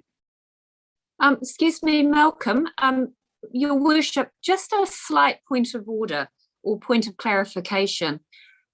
Were you looking for like lengthy, healthy debate like Malcolm's proposing, or did you just want guidance and just 5 seconds like I gave? Malcolm, and then we'll go into debate. I thought we're getting one chance to do a comment. Well, you are just having a direction and then you can do your debate. Oh, thank you. So my preferred option's A. Thank you, Councillor Dixon. Sorry, Malcolm. No, that's okay. I wondered why you were so short. Councillor O'Keefe. Well, we've arrived at the crossroads, haven't we? In my 5 terms on council, I would suggest I've never been as vexed as I am as I sit here today. And I wish to God we were in the chamber doing this, because this is not doing it justice.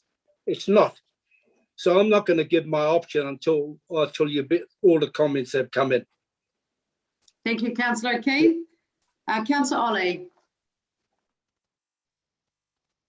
Yeah, I'm the same as Hinari. I'm kind of at a crossroads as well. So I'll wait for all the comments to come in as well. Okay, thank you. Councillor Corbyn. Oh, Councillor Redstone, sorry. Thank you, Your Worship. I've looked carefully at all the options, and while option C fits the numbers as far as plus or minus 10% goes, I have a number of concerns which I'll outline later. So I basically landed on either option A or option B, but my concern about option B would be that it won't go past muster because of the 18% variance on, I think it's Kahuranaki or Flaxmere and Hiratonga. So yeah, there is a problem there. So in fact, I would land on option A and happy to debate the reasons why later. Thank you. Councillor Corbyn. Thank you, Your Worship. I thought it was a very well written report, and it laid out the issues fairly clearly. And I will go with option A, which was the recommended option. But in saying that, I do recognise that there are two communities of interest that aren't really served by option A. And while we have the Maori community of interest and the three councillors under option A, there's an intersection with Flaxmere that isn't being addressed.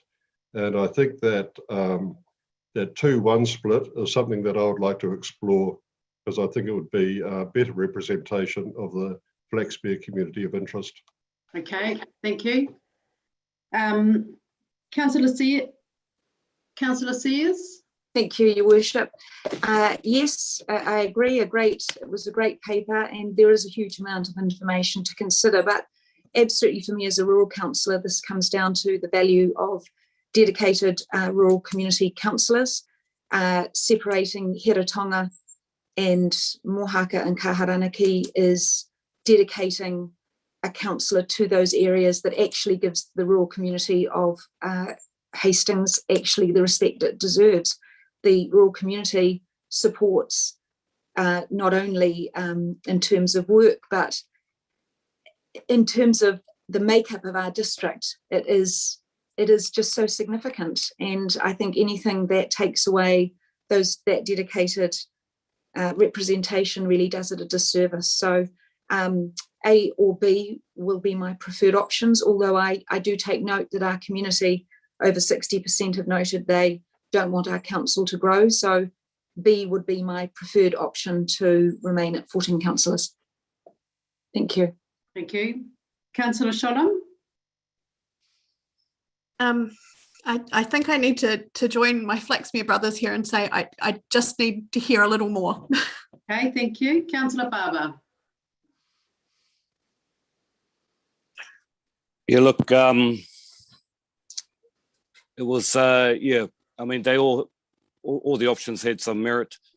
But if you come back to the principles of what the representation review is about, ensuring that all our communities of interest have a fair representation and have a fair say at the council table.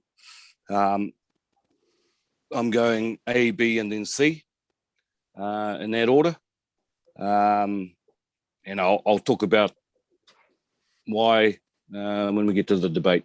Kia ora. Kia ora. Councillor Travis. First of all, I really appreciated the report, and I am most particularly appreciative of the fact that we were willing to engage professionals who know all about this, people who are engaged in this kind of review all over the country, so they know what's acceptable, because the worst thing that could happen to us is that we pick something which then gets rejected and then we get something foisted on us. So I'm really, really grateful for the work that went into this. And I am inclined very strongly to follow their recommendation, which is option A. And I will say some more about that when we get a chance later on in the meeting. Thank you. Councillor Harvey.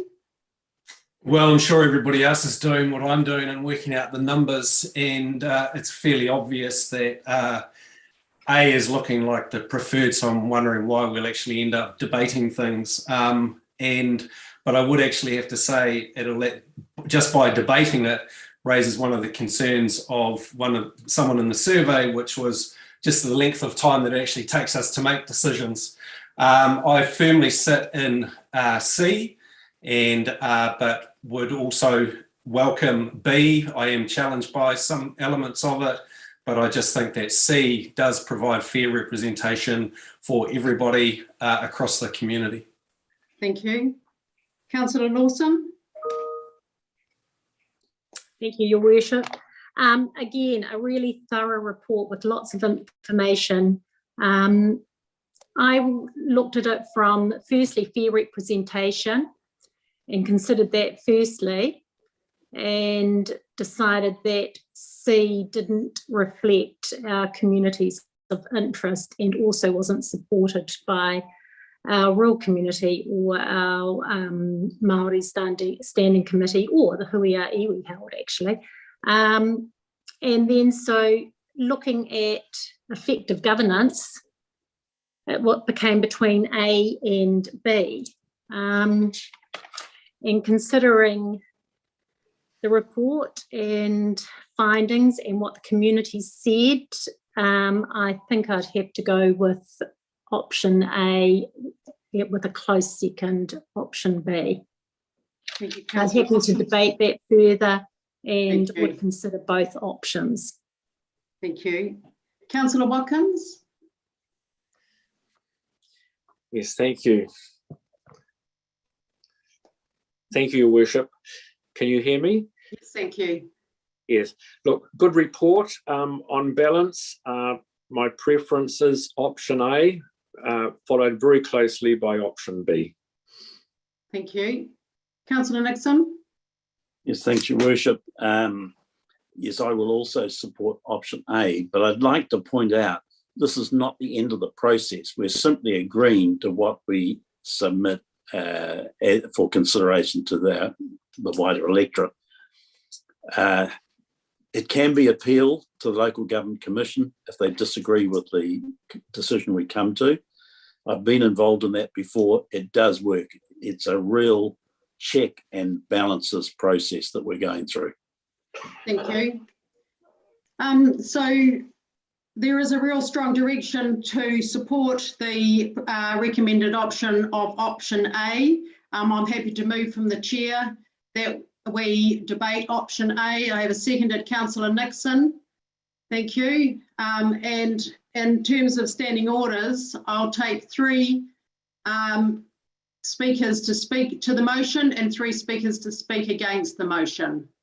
So as we've just outlined, we've heard a lot of commentary from people. We've heard everyone's views largely, and I'd like to have 3 speakers, please, who will speak. Oh, sorry, here we are. Okay, we're having 3 speakers now, please. Let's just go back to the main screen. Can I, Vicky? Thanks. Thanks.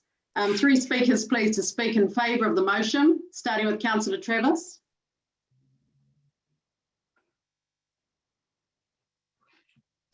As I alluded to earlier, I'm really, really grateful that we have consulted experts who are involved in this kind of process all over the country. And as well as having process at their fingertips, they are closely in touch with what is likely to be acceptable to the Local Government Commission.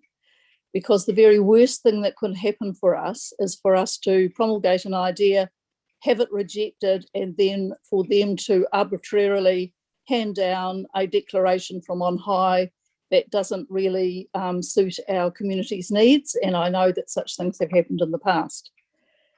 The main reason that I want to support option A over option C is around the issue of Māori wards. So that was a long overdue decision. It's a decision that the council is really, really proud of. And all through that discussion, the only consideration that was ever expressed was that there would be 3 wards. for us to go back and come up with a solution that goes down to 2 would be seen as a betrayal. And on top of the hurt that has been perpetuated over 180 years, I would be really reluctant to be looking, even though you can explain the ratios, etc., it looks as if that you're mucking around with the process. It looks like, as I say, a betrayal. Thank you. When people talk about smaller councils, they're talking primarily around lifestyle choices. So undoubtedly, one of the arguments that comes in here is that pay is not sufficient. So option C comes about through a desire to prune the size of the council so that the share of the pie allocated to each individual councillor then becomes greater. Well, it's somewhat embarrassing when you actually think that what councillors get paid is very, very close to the median Hastings income. So we purport to represent people, and we're saying, in fact, that what they get paid isn't enough either. And so we're putting our hand out for more, which actually doesn't look all that flash. A smaller council primarily means fewer people to do things. A case in point is one that's very dear to my heart, which is the issue of citizenship ceremonies. I mean, yes, there was one extreme example where I was the only councillor there, apart from our mayor and our MC, Councillor O'Keefe. So being a councillor on a smaller council would presuppose there needs to be at least a 40-hour week from everybody with 3 weeks annual leave and many, many evening meetings, because at the moment we're willing to share those while giving leave to people that we know live a great deal of distance away from council. And so those of us closer to council actually pick up the slack because we believe that that's something we can do to help. And we certainly don't know who the makeup of the 3 Māori councillors will be. They may well be people who live in the far parameters or far extremes of our district. There's also a belief that you only represent people who look like you, people who are the same age as you, people who are the same gender, people who are the same ethnicity. I do rely on the professionalism of our councillors to actually represent all things equally. And it comes down to the strength of our personal networks, the people we know. From my own personal instance, I'm connected with thousands of people aged between 18 and 45 because they've been through my hands educationally and I'm connected with them. We all have our own networks. The only issue of concern to me around option A is the question of Māori representation in Flaxmere, and I would like to see one of those wards ring-fenced for a Māori councillor. And I'd like us to look into the possibility of moving an amendment around that. Thank you. Thank you, Councillor Travis. And that's been the theme, Mr. Chief Executive, Nigel, about today and the direction. I think that, you know, we need to have a look at that as we're crafting up this recommendation to see what else we could do in that area. Through you, Your Worship, the paper sets out on page 34, I think in table 4.52, what that option looks like around a Pāharakeke ward, and then the balance being in a Takitimu ward. So clearly that is a theme that's risen out of today. We will, in the background, work that up as an option for you to be able to consider later on in your deliberation. Okay, thank you. Thank you very much. So taking 2 other speakers for, and that's Councillor Nixon, the seconder, and Councillor Barber.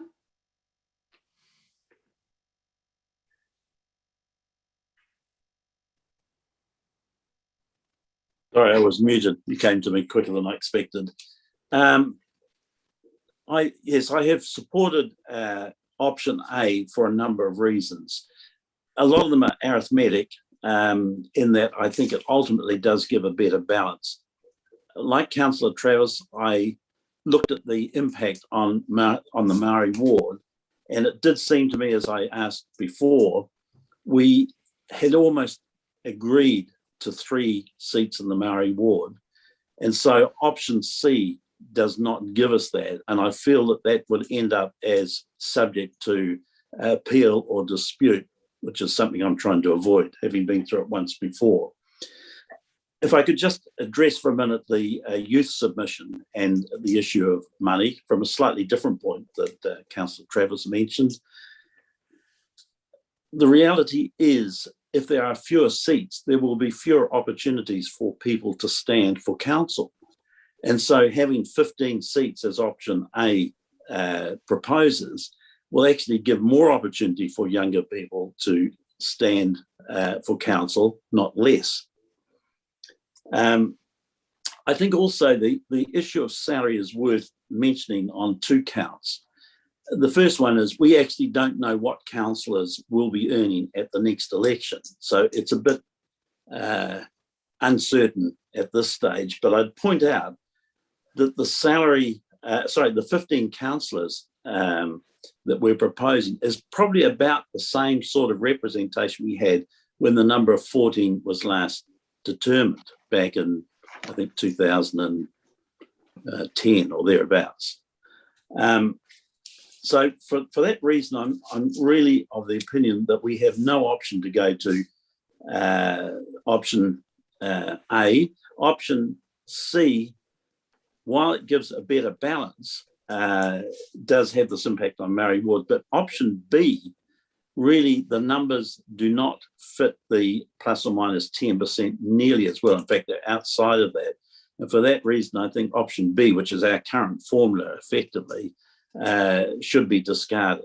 So those are my arguments for supporting option A. Thank you, Councillor Nixon. Councillor Barwell. Kia ora tātou. So firstly, I'll just start with Māori wards. To get Māori wards at the Hastings District Council has been a long battle, and it's been a long journey actually. You know, we've taken steps over a number of years to get us to where we are today.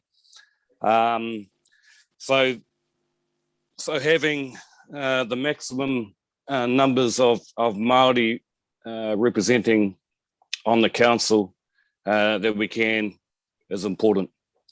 We can't cut that back because this will be an inaugural thing. It'll be the first time we've had Māori councillors on Hastings District Council. So the perception that just wouldn't go down well, cutting that kind of back, even though it's all proportion and understand that. But that impact would be huge, and that is the feedback from the iwi. We need to remember hui a iwi has been called. They don't get called for small take. To call a hui a iwi is normally a very major kaupapa. And so the iwi have come back with the feedback around having 3 councillors at the table. And so for me, that really kind of cuts out option C and leaves us with A or B. The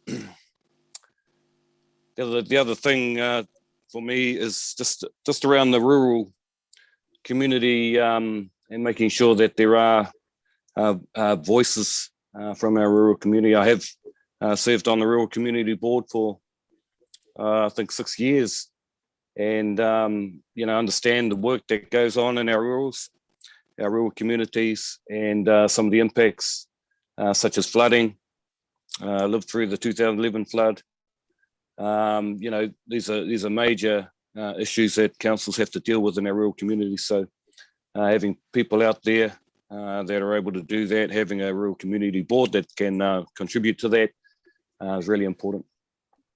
So so for me, option A kind of covers as best as we can, I think, fair representation. And we have talked about pāhara keke, but I think I'll just have to go back to that hui a iwi. The first option was having a 3 councillors at large, and we have discussed today in the hui some other options that can that we could put in place to support our Flaxmere people, and we can make those arrangements despite what comes out of the representation review. So that's good. That's good. Yeah. So for me, it's A. B, it just had too many swings on the plus and minus. It just just didn't add up. And so yeah, and I've mentioned what my issues with C. I just want to say remuneration is a big take, and it's outside of the scope of this kind of representation review. But I mean, we did receive the email from Nigel, which kind of outlines what we can do, and it's about going back to the remuneration authority and angling for more money to be distributed amongst councillors, rather than changing up the number of councillors to suit what we currently have as a budget, because it does take a lot of time and it does dissuade our younger rangatahi from standing, because they don't have the economic means to support them. And so I am in support of looking at how we can beef up the remuneration to support younger people coming onto the council. But in terms of the kaupapa that's in front of us, representation review, making sure that our communities are adequately covered at the council table, option A is the option that I'll be supporting. Thank you. Kia ora. Your Worship. I did say just 3 speakers, No, Councillor O'Keefe. I was waving my hand around. I just figured out how to get the hand up on the screen. I think I should be allowed to speak, given I've been there for 5 terms. I've done the hard yards, and our Flaxmere will be significantly affected by this. I think I should be given the opportunity to speak. So maybe, Councillor O'Keefe, maybe we are going to bring back the option of looking at another connection with Flaxmere and the recommendations. Yes, I realise that. We've heard the taki today. Yeah, Your Worship, can I just propose something to help this little impasse? Is you've had 3 people speak for option A. So now you have an opportunity through your standing orders for 3 people to speak against it. That's right. And Councillor O'Keefe may appropriately be one of those, which gives him full speaking rights as he's requesting. Is that helpful? I don't know. I'm more confused than ever now. No. So now I'll call for speakers against the motion.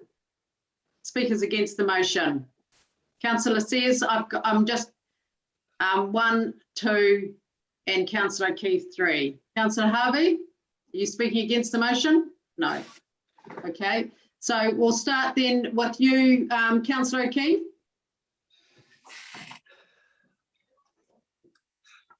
This is about servanthood. That's what this is about. It's about serving from the heart, despite the remuneration. Mm-hmm.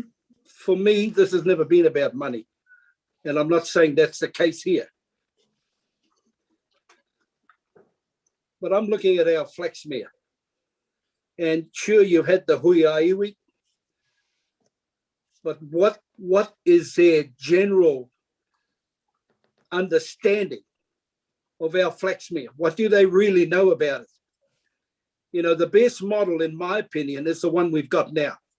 2 councillors. That model has served them and served them well.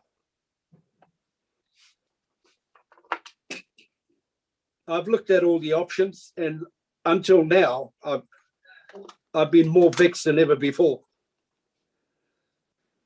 You asked me to speak against the option. Well, I guess in light of that, I am against it.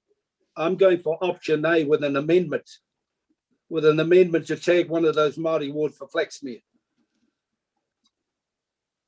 So in terms of that, I am against it. Okay, thank you. Councillor Sholem. Thank you, Your Worship. I find myself unable to support option A. I can't support it because I see it as an option that disadvantages a vulnerable part of our community, the Flaxmere community. And albeit an amendment has been proposed to introduce a dedicated Flaxmere Māori ward, this still doesn't account for the underrepresentation there will be in the general ward, which includes, as Councillor Ollie has rightly pointed out, our Pacifica community, our European community, and all the other ethnicities that house themselves within Flaxmere. I don't believe it's a solution, and I don't believe that we should progress with a model that only disadvantages that vulnerable part of our community. I would be open to looking to B, option B, because I do read the room and I have heard the arguments around rural representation. Another reason I can't support option A is because I do think it defies the direction that we've had during our consultation around the potential new Takatimu ward. They've requested 3 at large. So to ignore that and suddenly decide without consultation with them that we're going to go ahead with a Flaxmere seems wrong. I also can't support A because I see it as taking us further away from a model that allows for greater youth representation. And I do have to speak to that because I am one of 2 young elected members on this council, and yet very soon I will not qualify as such. And so we'll be down to Politi as our one. We all here get to speak from a place of privilege, whether it's because we subsidise our income by going on a speaking circuit, whether it's because we have our own businesses, whether it's because we are retired and drawing superannuation. Every single one of us on this council is in some way in a place of privilege. So for us to say that money shouldn't matter when our youth have told us that it is a barrier to them, I think is something we need to reflect on. That said, I don't, having heard the debate today, I don't agree that option C is the way to fix that. However, I certainly don't think that option A gets us any closer to achieving what our Youth Council have asked us to do. So therefore, B is my preference. I do also take this opportunity to echo what the Youth Council have asked me to, which is that we as councillors need to challenge ourselves to mentor and make room for youth representation. As Councillor Nixon pointed out, at the moment, some of these seats are very well established and the same parties continue running. Given that there are a number of individuals on this council who have indicated that the next term or possibly this term will be their last, it's upon all of us to try and mentor, as Councillor Kerr has talked about doing within her area. So I do challenge us all to consider that and how we make room for younger views. Okay, thank you. Last speaker, Councillor Sears. Thank you, Your Worship. I'm speaking against option A on the very simple basis that not only do I hear it often in the community, but also our pre-engagement feedback was clear that our community already think that we are top heavy in people, and I simply can't I can't support an option that increases the number of people. I understand that it sits better within the plus 10%, plus or minus 10%, but either of A or B will need to go to the Commission anyway. And I'm not sure that being slightly further out of that 10% will be the difference. So for that reason, so just a point of clarification, Sophie, Councillor says what you've just raised.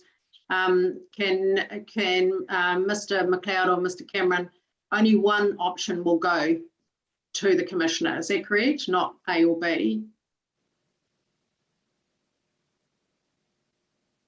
It's correct. We need to adopt one option today. That is the basis for public consultation. Sorry, my point was both A and B are outside either of the, either option will need to go. Correct, exactly. So that's why I'm supporting B. Okay, thank you.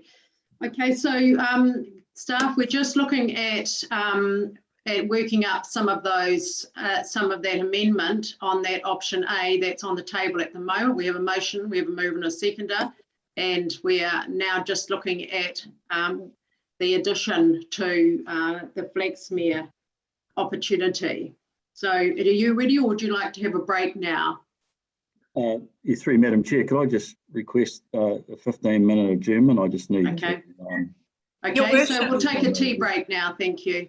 Your Worship, Pelletti's laptop seems to have died, so if someone from IT could possibly get in touch with them as well, that would be great in the break. Thank you for that. So thank you, team. We now will adjourn the meeting and we'll come back in 15 minutes. Thank you very much.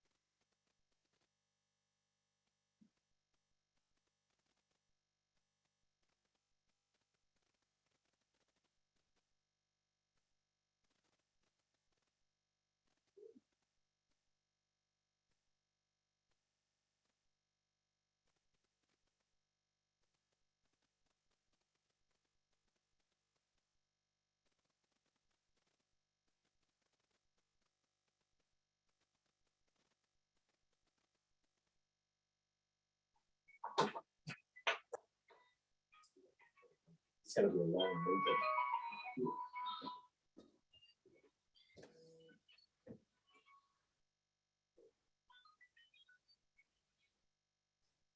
meeting. G'day, mate.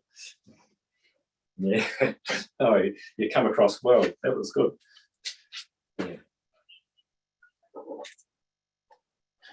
Oh, no. Yeah. Well, that's why. That's why I just kept that. I thought this could go on for 2 hours, redebating. Just let people have their say, and I just say, "Yep, going for A. That's it." Try and get the bloody thing. Councillor Watkins, you're not on mute.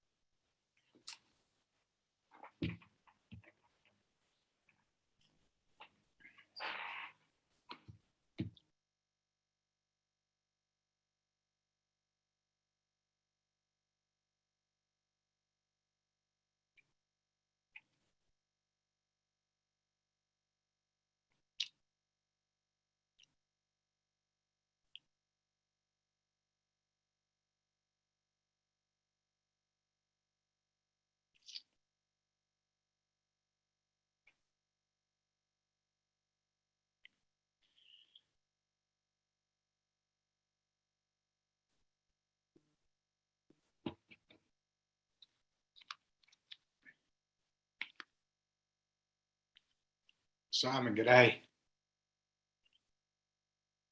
Oh, hold it.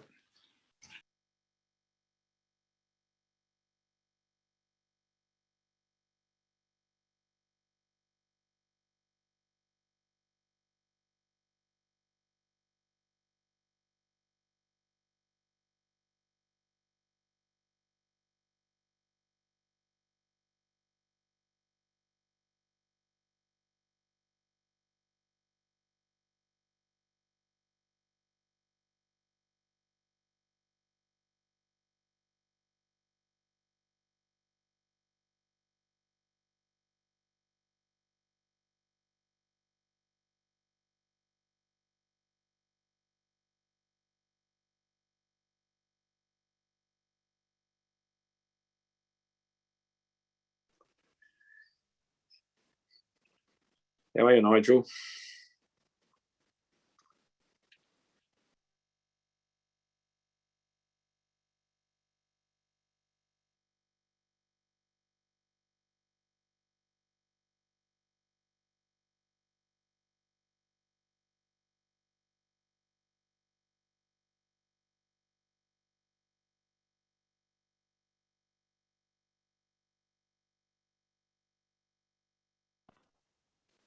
I can see your picture, Kevin.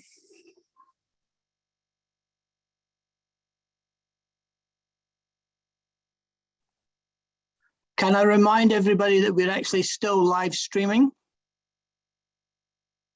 So please put your PCs or iPads on mute. Thank you.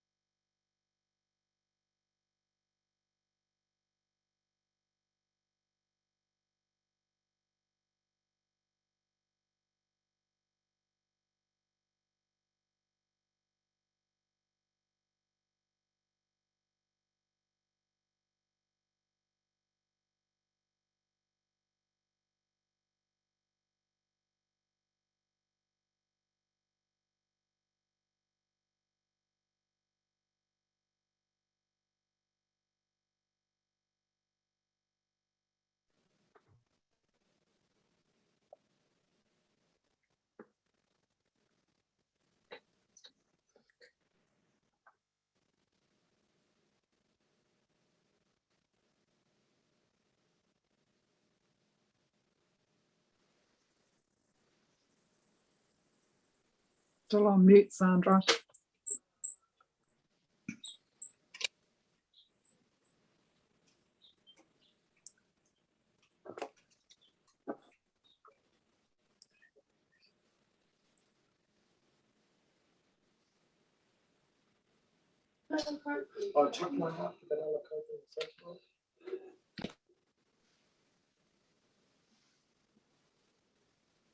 Kia ora koutou katoa, everyone back. Geraldine, yes? Okay, so if I just get the Chief Executive to just explain where we're at and then we'll look at our options. Thanks, Nigel. Thank you, Your Worship. Through you. So I think where we're at is we've had lots of clarifications and a good debate around option A that's on the table. I think the question that has been raised in one of the junctures is the question around representation for Flaxmere. As I advised earlier, the paper did contain what an option would look like for a Māori ward for Paharakiki, which was outlined in the paper. So what I'm going to do in a moment is get Ross to bring up what that looks like, but just make a couple of comments at the outset. Whilst if you wanted to head down that path and you adopted a Paharakiki Māori ward, clearly what it would mean is that there are 2 councillors in Paharakiki like we have today. What it won't do is it won't address the underrepresentation on the general role. And I think as we've been clear, and I think Councillor Barber was the last to make the point, this was discussed with a Huia iwi, and clearly the Huia iwi's first preference was a Takitimu ward for the whole district, with a Paharakiki Māori ward being their second option. But we've talked a lot about the Flaxmere representation issue, so I'll just hand over to Ross now, just to bring that up for everybody so that we know what we're talking about. Thank you, Nigel. Vicky, are you able to share the screen and just put up the amended recommendation? Just clarify, you just want the amendment, not just the amendment. Well, if you've got the whole thing, that's good, but the amendment's fine. Just so we can see the proposed amendments.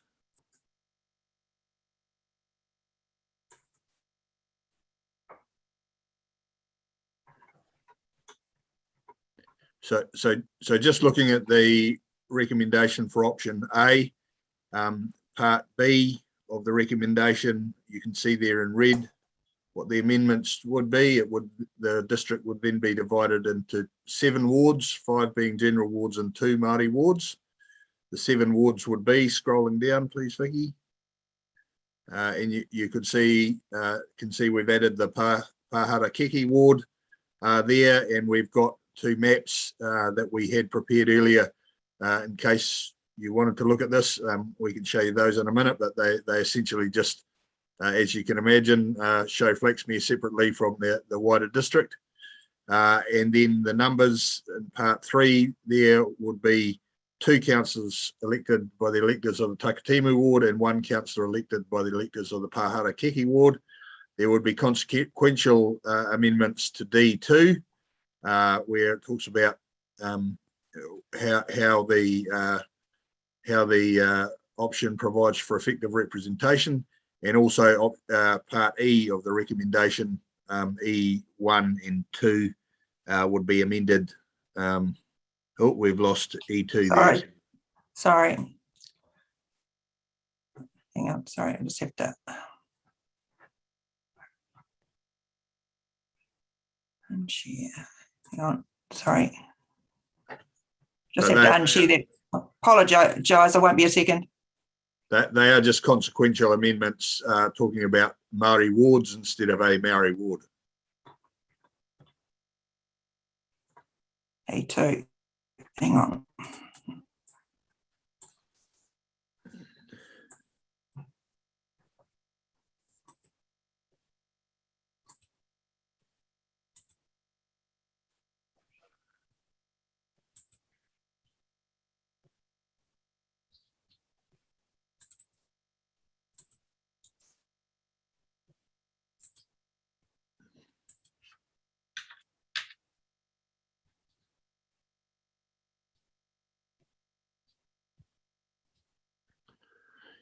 Yes, so there you can see E2 talks about, in the context of that paragraph, talks about the two wards. So the main changes relate to part B.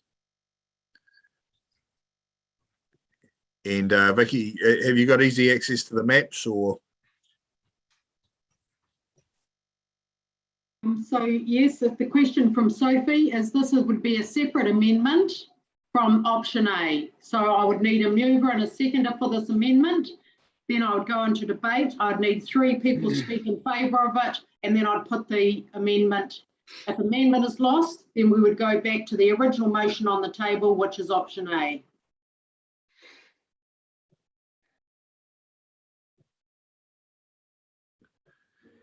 And through you, Your Worship, the numbers for that ward, it does comply with plus or minus 10% within the Māori electoral wards, and 4.52 in the report sets out those numbers. So it does comply, did you say, Ross? Yeah. Correct. Okay, so that's going to help us with getting this through our commissioner.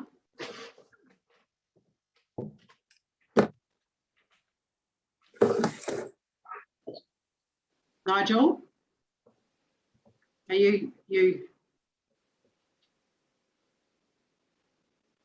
Yes, again, just make the point, what it won't change is that there will still be underrepresentation for Flaxmere on the general ward, but what it would mean is obviously through a Paharakiki Māori ward and one Flaxmere ward, you'd still have 2 dedicated councillors for Flaxmere. Okay, thank you. Okay, thanks. Some questions? Damon? Thank you. There seems to have been some fantastic offline lobbying going on here, and I just want to ask, does that option that you put forward for A, that obviously would carry across to B as well, if B was being discussed? No, the only option on the table at the moment is the motion, which is option A. Yeah, but correct, but the option does replicate across B anyway, does it not? It's exactly the same numbers. But I understand that that would be the case. Thank you. Yes, through you, Madam Chair, yes. Right. Councillor Travis, Councillor Sholem. I believe that you are after someone to move and perhaps a seconder for this amendment. And I'm happy to move, and I'm also happy to speak in favour of. So if you just advise me the order that you want things in. Thank you. Councillor Sholem. I would like to speak against the amendment when the time is right. So I'll wait until you give that indication. All right, thank you. Okay, so you've seen what the amendment looks like. And Councillor Harvey, there hasn't been any lobbying. This is where we left off. That there was a real strong view before we went to tea that there was going to be, in fact, I haven't spoken to the Flaxmere councillors at all, and there has been concern amongst all councillors that Flaxmere, right from the outset, wasn't going to be fairly represented. So this is a continuing to try and address this. Next question, Councillor Sears. Sorry, thank you, Your Worship. Just to clarify, this isn't, Māori have asked for 3 general seats. We are effectively going against their recommendation. Is that what you're telling me? From both the staff and Councillor Barber, that their first option was the Takatimu ward, and their second option was to have a Paharakiki seat, a Māori ward seat. So right. So I'm not speaking for or against it. I'm just clarifying that their first choice was to have the 3 general. So I'm unsure why we are making an amendment that goes against their initial recommendation. Yep, that's correct, and that's why I'm going to see if there's going to be a mover and a seconder at the moment. So I'm going to call now. Is everyone quite clear what the recommendation, the amendment that you've seen on the screen looks like? Is there any further questions on that? We'll call for we've got a mover. Do I have a seconder? Councillor Redstone, are you seconding the motion? Yes, I am, Your Worship. I'm very pleased to. Okay, thank you. Okay, now I'll call for councillors to speak in support of the motion. Councillor Travis.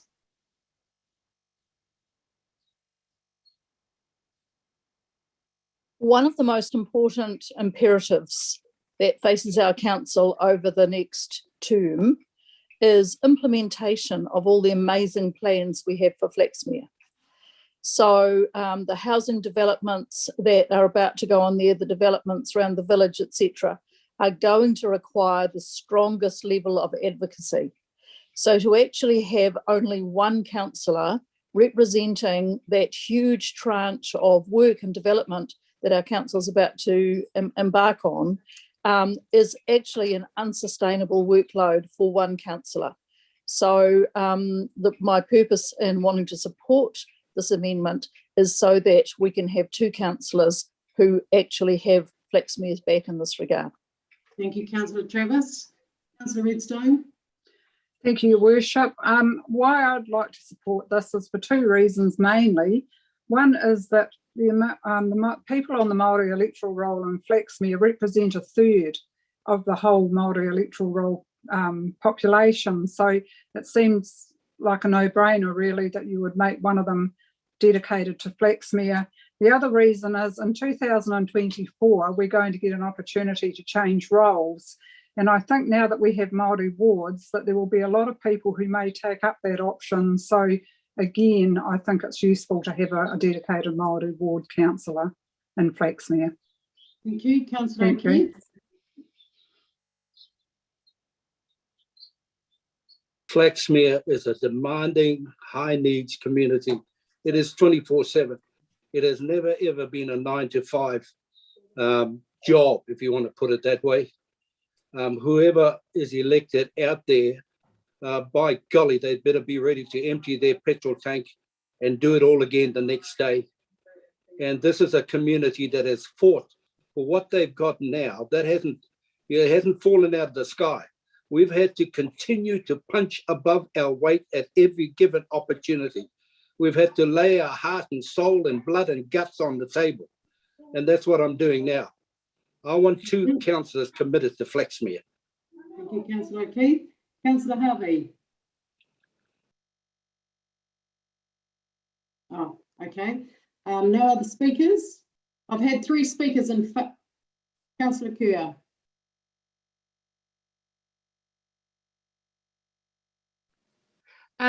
I actually was going to speak in favour as well, Your Worship. So if you're calling for those against, I won't speak.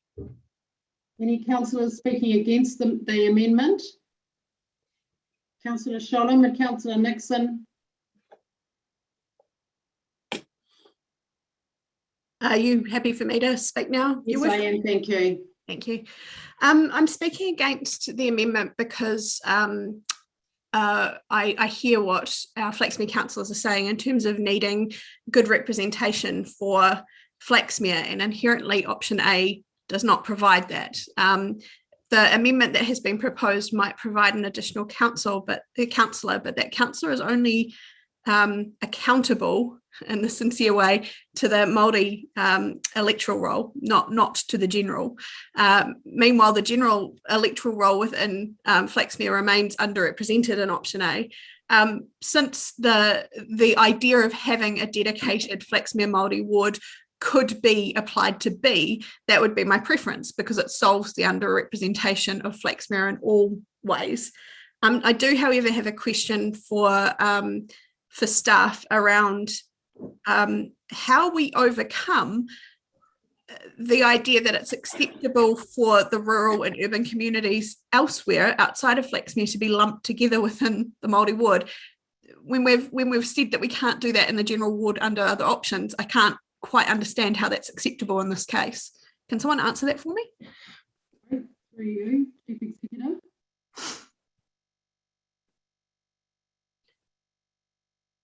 Do you wish to do that, Mr. McLeod, or would you like me to? Whatever you prefer, Mr. Cameron, but I can have a go if you like. Through you, Your Worship, I think, again, I come back to the context of this particular representation issue. So we've heard from the Māori community through the Huia Iwi and through some of the online feedback, but through the Huia Iwi that the option of having 3 councillors across the district was the option they favoured most. So they did not see for their purposes necessarily a distinction between some of those rural and other communities of interest within that Maori electoral population. And then the second option was that some consideration was being given to whether Flaxmere needed to be represented independently, given its compact and sort of clearly identifiable commonalities of interest, both in a general and Māori electoral ward sense. So it's come from the position of having all of the district represented together in a Māori electoral sense, or having Flaxmere differentiated off, rather than starting with the point of the commonalities of the different communities of interest that apply across the other ward structure. So when you come at it from that point of view, it is a good question, and it's one that I asked starting off.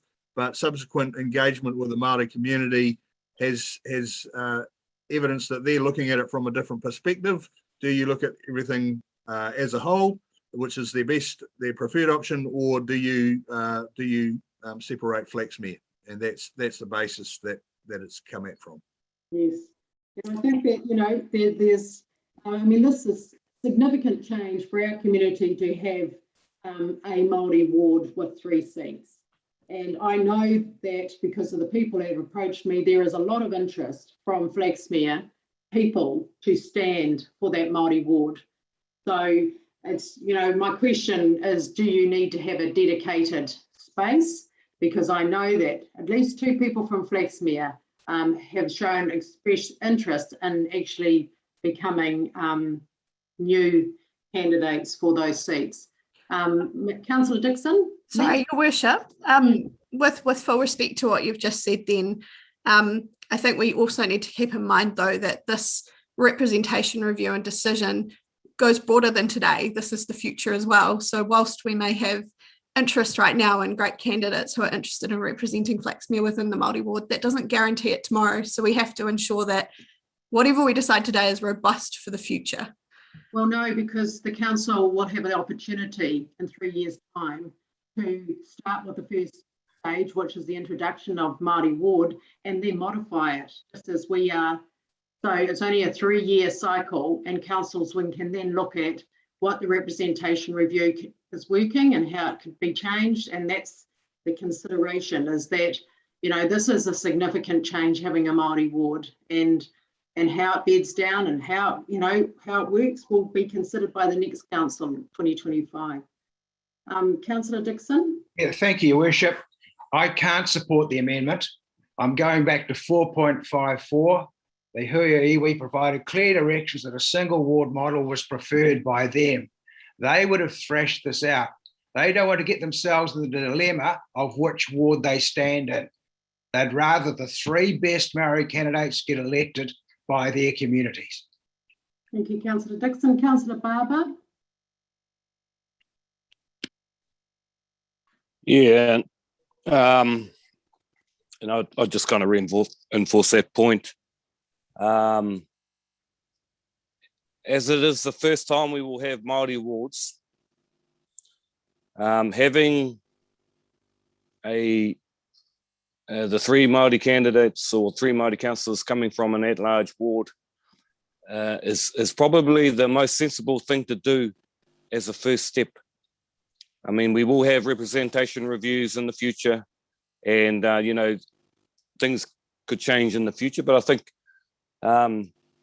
as a first step, to know that they're all kind of in it together, which is important for a new kind of structure The first time we've had Māori wards, and having the ability to kind of come together in an at-large ward, I think gives people a bit more whakawhanaungatanga around being in that together.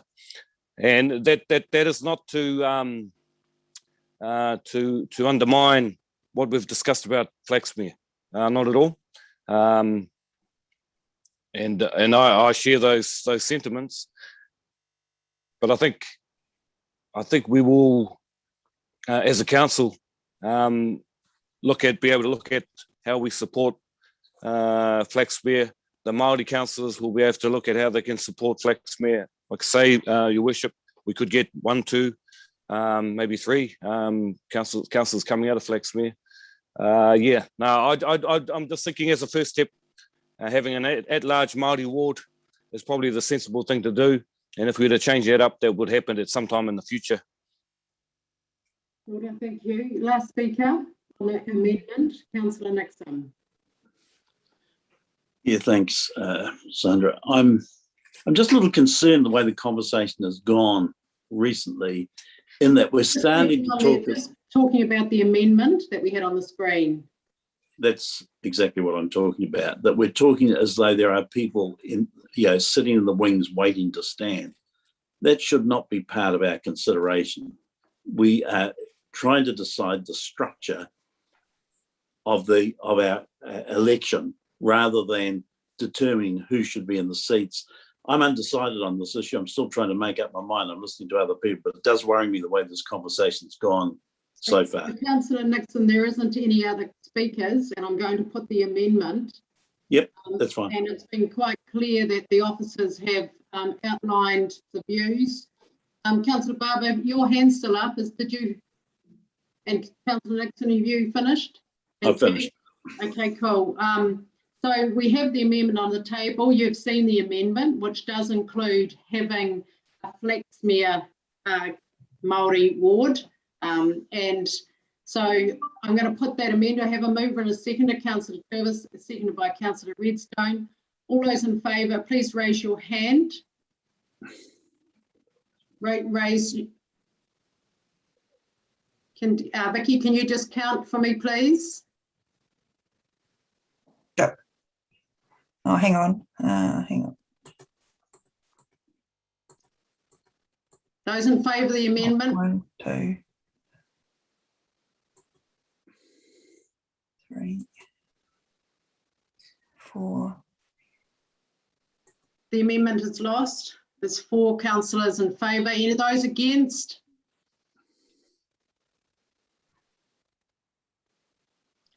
The amendment is lost. We go back to the original motion on the table, moved by myself, seconded by Councillor Nixon. Option A. Excuse me, Madam Chair. Yes. Could I just table for the original motion that's now on the table? Yes. The staff, we just discovered a couple of minor edit mistakes that are not consequential, but I feel we should table them for the councillors. So you'll put that up on the screen now? Yeah, it's just in sections E5 and E6. Can we put those up, please, Vicky? I think it's appropriate that councillors are just aware of these edits. Thank you.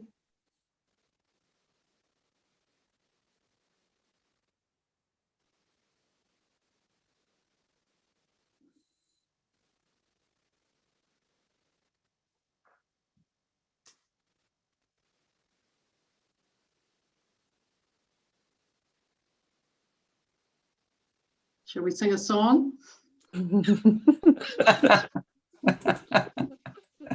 No? Don't feel Doesn't like work well on Zoom. Zoom doesn't quite replace the chamber. Okay, so could you just explain the changes, please, Craig? Yeah, so you'll see it's section E5, the original wording, which is a crossed out paragraph.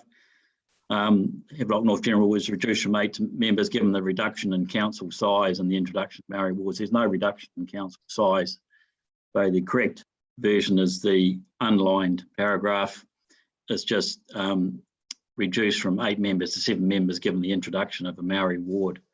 and the resulting reallocation in voters from the general electoral roll to the Maori electoral roll.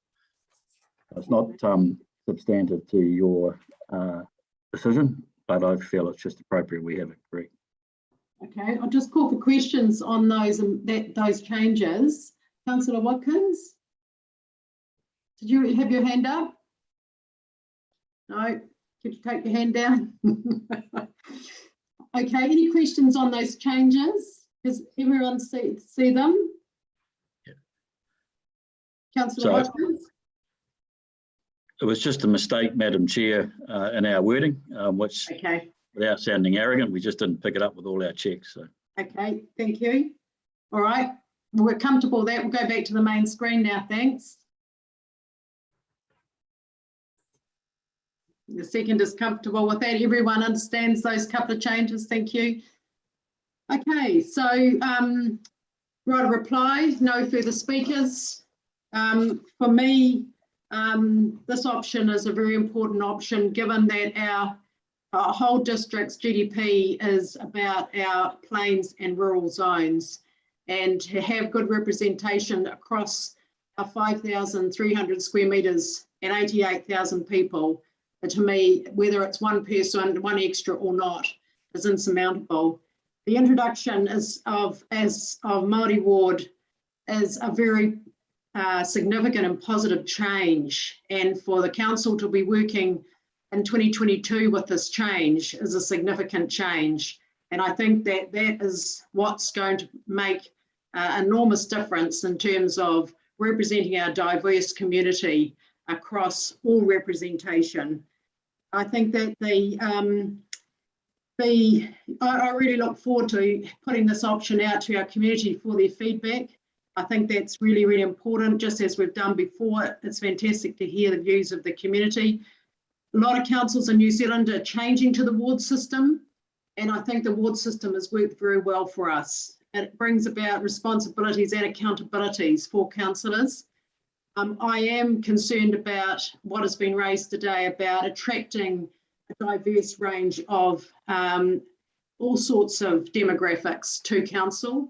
And that's something that I think that, you know, we need to be working on, and we need to work on it together. And I'm excited and heartened by the Youth Council and their ideas of how to help candidates, because that's actually what it takes. And so that is my right of reply, the reasons why I support that option. And I think that this is a good proposal to take out and a good proposition to take out to the community. Kia ora. Okay, so I'm going to put that option forward now. Everyone's quite clear. All those in favour of that option A, please raise your hands. Please count. Vicky, Craig.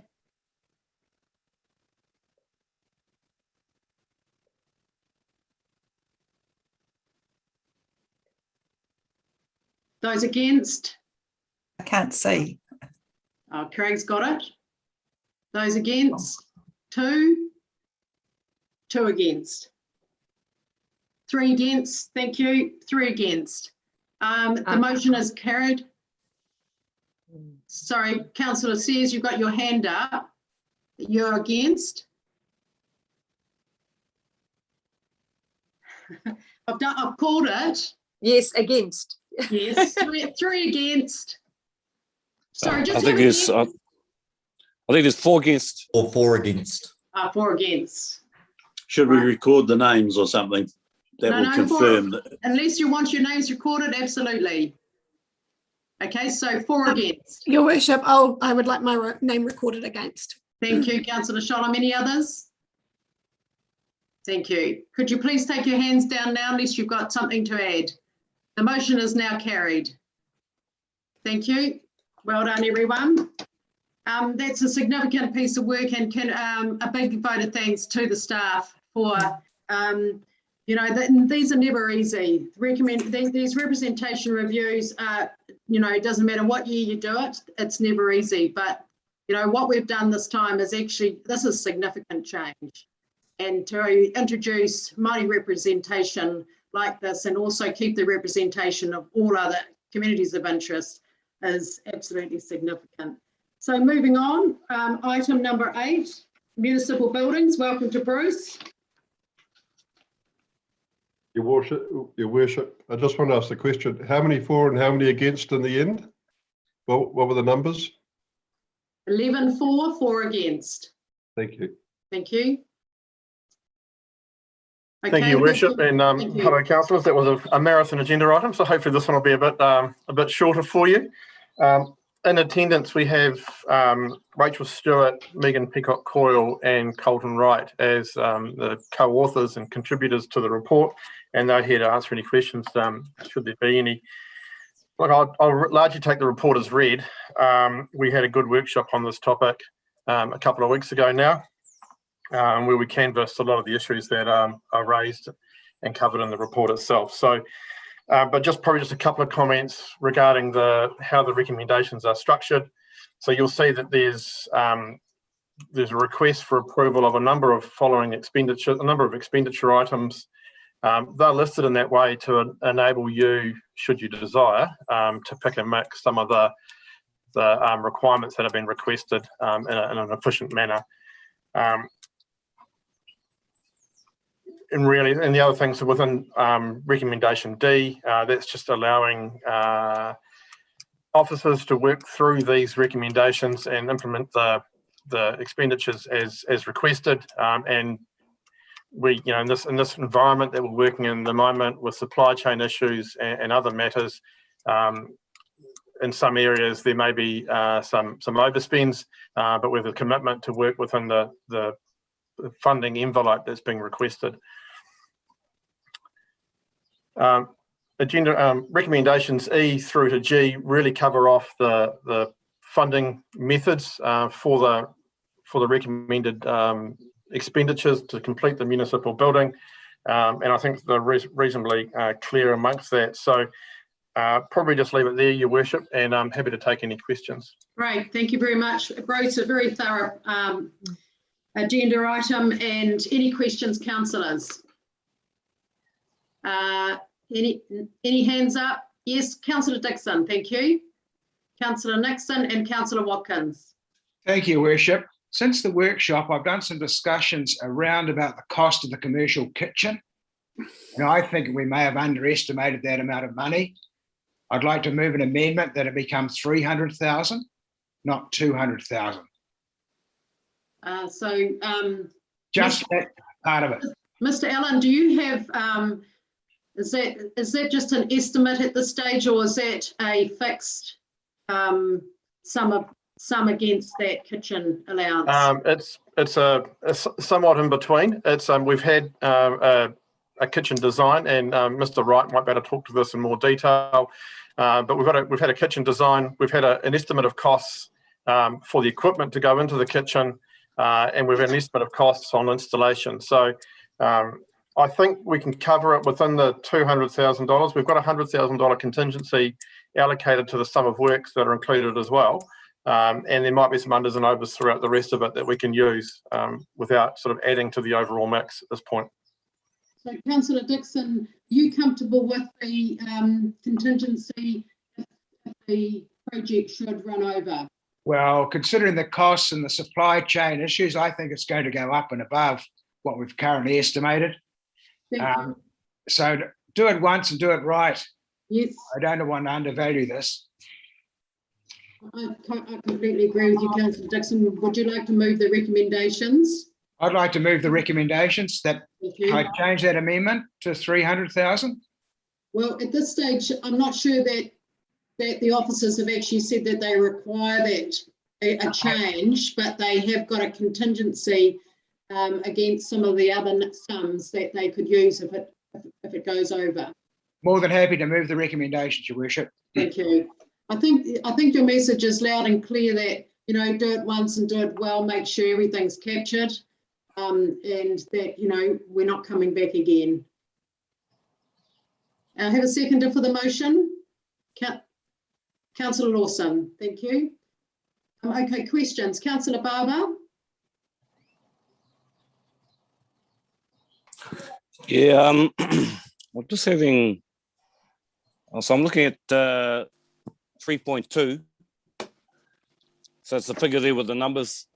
And I'm just so I'm getting it right in my own head. So the summary of the costs, which total 2.9263.390. What's the next lot of figures below that?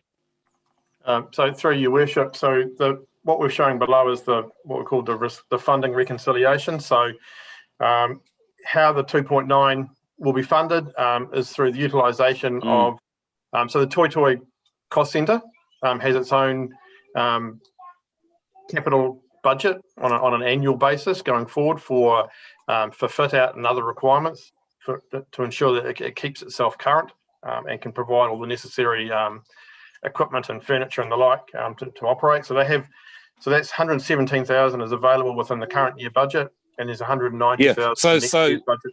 Yeah. So all of those, Bruce, are available within current budgets. Correct. So there's 2.9. 2.9. So I think the key point, Councillor Barber, is we're not asking you to take on any, debt funded additional funding. The costs of what's being proposed can be met with an existing capital and building renewal budgets. Yeah, okay. Because it's just, and then because I go up to 2.2C, the council allocates additional 5.5 of unbudgeted loan funding to the municipal building project. Yeah, that's where I got a little bit confused. Yeah, so that's some of the history you'll recall last year. You did. That's an old stuff. That's the old. That's the history. Yeah. I got you. Yep, cool. Yeah. Didn't look at the 15th September 2020. Yep, cool. Okay, thank you. Councillor Nixon. Yeah, it's a fairly simple question. Just following up with Councillor Barber. He did partially ask what I wanted to know. Does that include the streetscapes cost, which I think is 800,000? Is that in which year will that expenditure fall, and which year is that? Which budget year is that in? That's coming from three different areas, Councillor. So we've got the $200,000 budgeted in the current year that we'll allocate towards that works. There's $220,000 in 23-24, which part of the recommendations are requesting that you bring that forward and do that now. And the balance of the funding will be utilised through the reallocation, as Mr. Bickle talked about, through the Building Renewal Fund and reallocation of capital works. I'm just trying to sort of make sure. I'm becoming concerned we spend so much money. I'm just looking for any monies that somehow we haven't agreed to or whatever. But I guess you're saying we have agreed to it, so I'll have to go along with it. We agreed to it last year, and it's just now how we allocate it again. Yeah, there's a lot of budgets there. I got confused. Yes, no, there is. It's very thorough. Okay, then. So no further questions. Yes. Sorry, Councillor Watkins. Yeah, thank you, Worship. My question's not so much about the financials, but it does relate to the information centre. And if we look at 3.38, it says we're going to spend $250,000 for a fit out there. Yep. 3.37 also sets out the objectives for the new centre. I agree with them all, but I just want to reiterate again, we never seem to be able to put in writing that we want this to be a 7-day-a-week open operation. And again, it is missing from the objectives of this new centre. And it's something I've mentioned many times before, and I just want to see it included. So you wish to see it included in the recommendations? Yes, please. Okay, I mean, so it's been discussed. It has been discussed many times, but we never actually seem to get it down in any recommendation as such. So we've got a mover and a seconder, and I'm just looking at the recommendations here, and Mr. Allen or Mr. Bickle, would you just see where we could? So are you talking about the visitor centre or the whole precinct? No, the visitor centre in Right. particular. Okay. I'm just wondering through you, Your Worship, and with Mr. Allen, whether we should just explicitly state it in the objectives as opposed to needing to amend recommendations. That would be fine. Be very happy with that. Okay, excellent. All right, thank you. So that's in the objectives. That's excellent. So, Councillor Sholem. Yes, Your Worship. I'm just a question around doing that. If it puts it in the objectives, does that? What I want to avoid is putting council in a position where it can't get good tenants in this building, this really important building of ours, because it's imposing unrealistic business expectations upon those tenants by saying that they have to be open all of the time. Councillor Sholem, I think Councillor Watkins talking about just the visitor centre. Okay, thank you. Not the whole precinct. Yeah, brilliant. Thank you. I just asked. Thank you. Councillor Harvey. Thank you. Just following on from that question by Councillor Watkins, if that is included, I mean, what have we done from a budgetary point of view in regards to that? If we whack it in there and you actually haven't budgeted for a 7-day operation, or is it budgeted as a 7-day operation? Thank you. So through Your Worship, so the current operating framework, obviously, as we've talked about previously, includes a reasonably significant lease payment that we're making.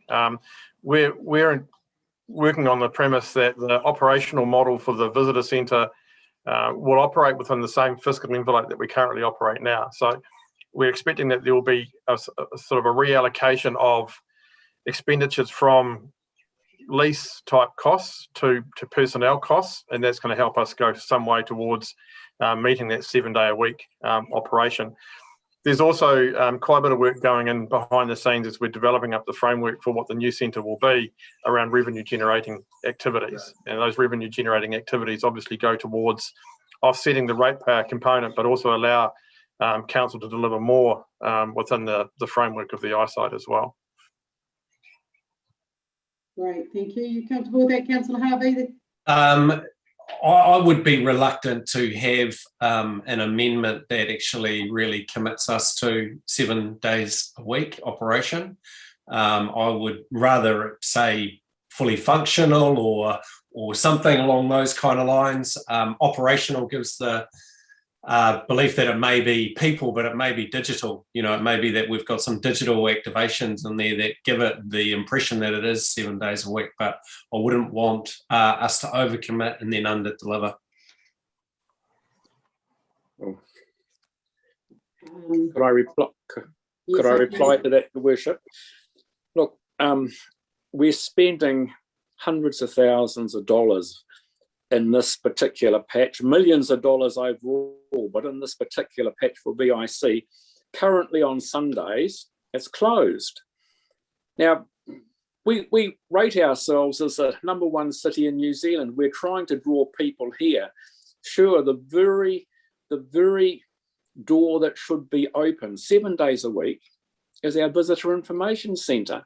And I've always hammered that point, and I've always supported the investment on the basis that we're going to keep our lights open and keep the door open 7 days a week. And I'd be very disappointed if we now say, well, we might be sort of following the current model where we shut up shop for a day or a day and a half. And to me, that doesn't work. So I think to satisfy the councillors' suggestions here, Mr. Allen, I think that you and the team will be bringing something back when you've framed up what the visitor centre is actually going to look like, what its role and purpose is going to be, won't you? That's correct, Your Worship. So we'll be bringing back a report in the coming months that really refines down the concepts that we've been talking about. We're engaging people to help us through that process currently. So yeah, we'll certainly be doing that and bringing that back to you in the coming months. Okay, that's fine. Thank you. All right, so we have a mover and a seconder. I'm going to put those recommendations. All those in favour, please say aye. Sorry, show hands. Thank you. It's carried. Any against? No, none against. Those little yellow hands, you're not making it easy for me, team. They're still up there. I don't know if they're against or what they're doing, but anyway, if you can pull them down, it would be really helpful. Yeah, Okay, yeah. great, thank you. All right, so that's item 8. Now I move from the chair that we move into a PX. Before we do that, our last item for the day, could I ask Mr. Cameron please to explain why we would be going into PX with this next item? Excuse me, through you, Madam Chair. So the next item involves both council being potentially involved in commercially sensitive negotiations, so we need to protect our position, and will also involve council being in possession of other entities' business information, which it's appropriate it's kept confidential at this stage. Thank you. Do I have a seconder? Councillor Sears. All those in favour, please say aye. Hands up. Yay. Any against? Thank you. That's carried. I now declare the formal part, the open agenda closed, and we move into public excluded. Could you just confirm, Ross, when we are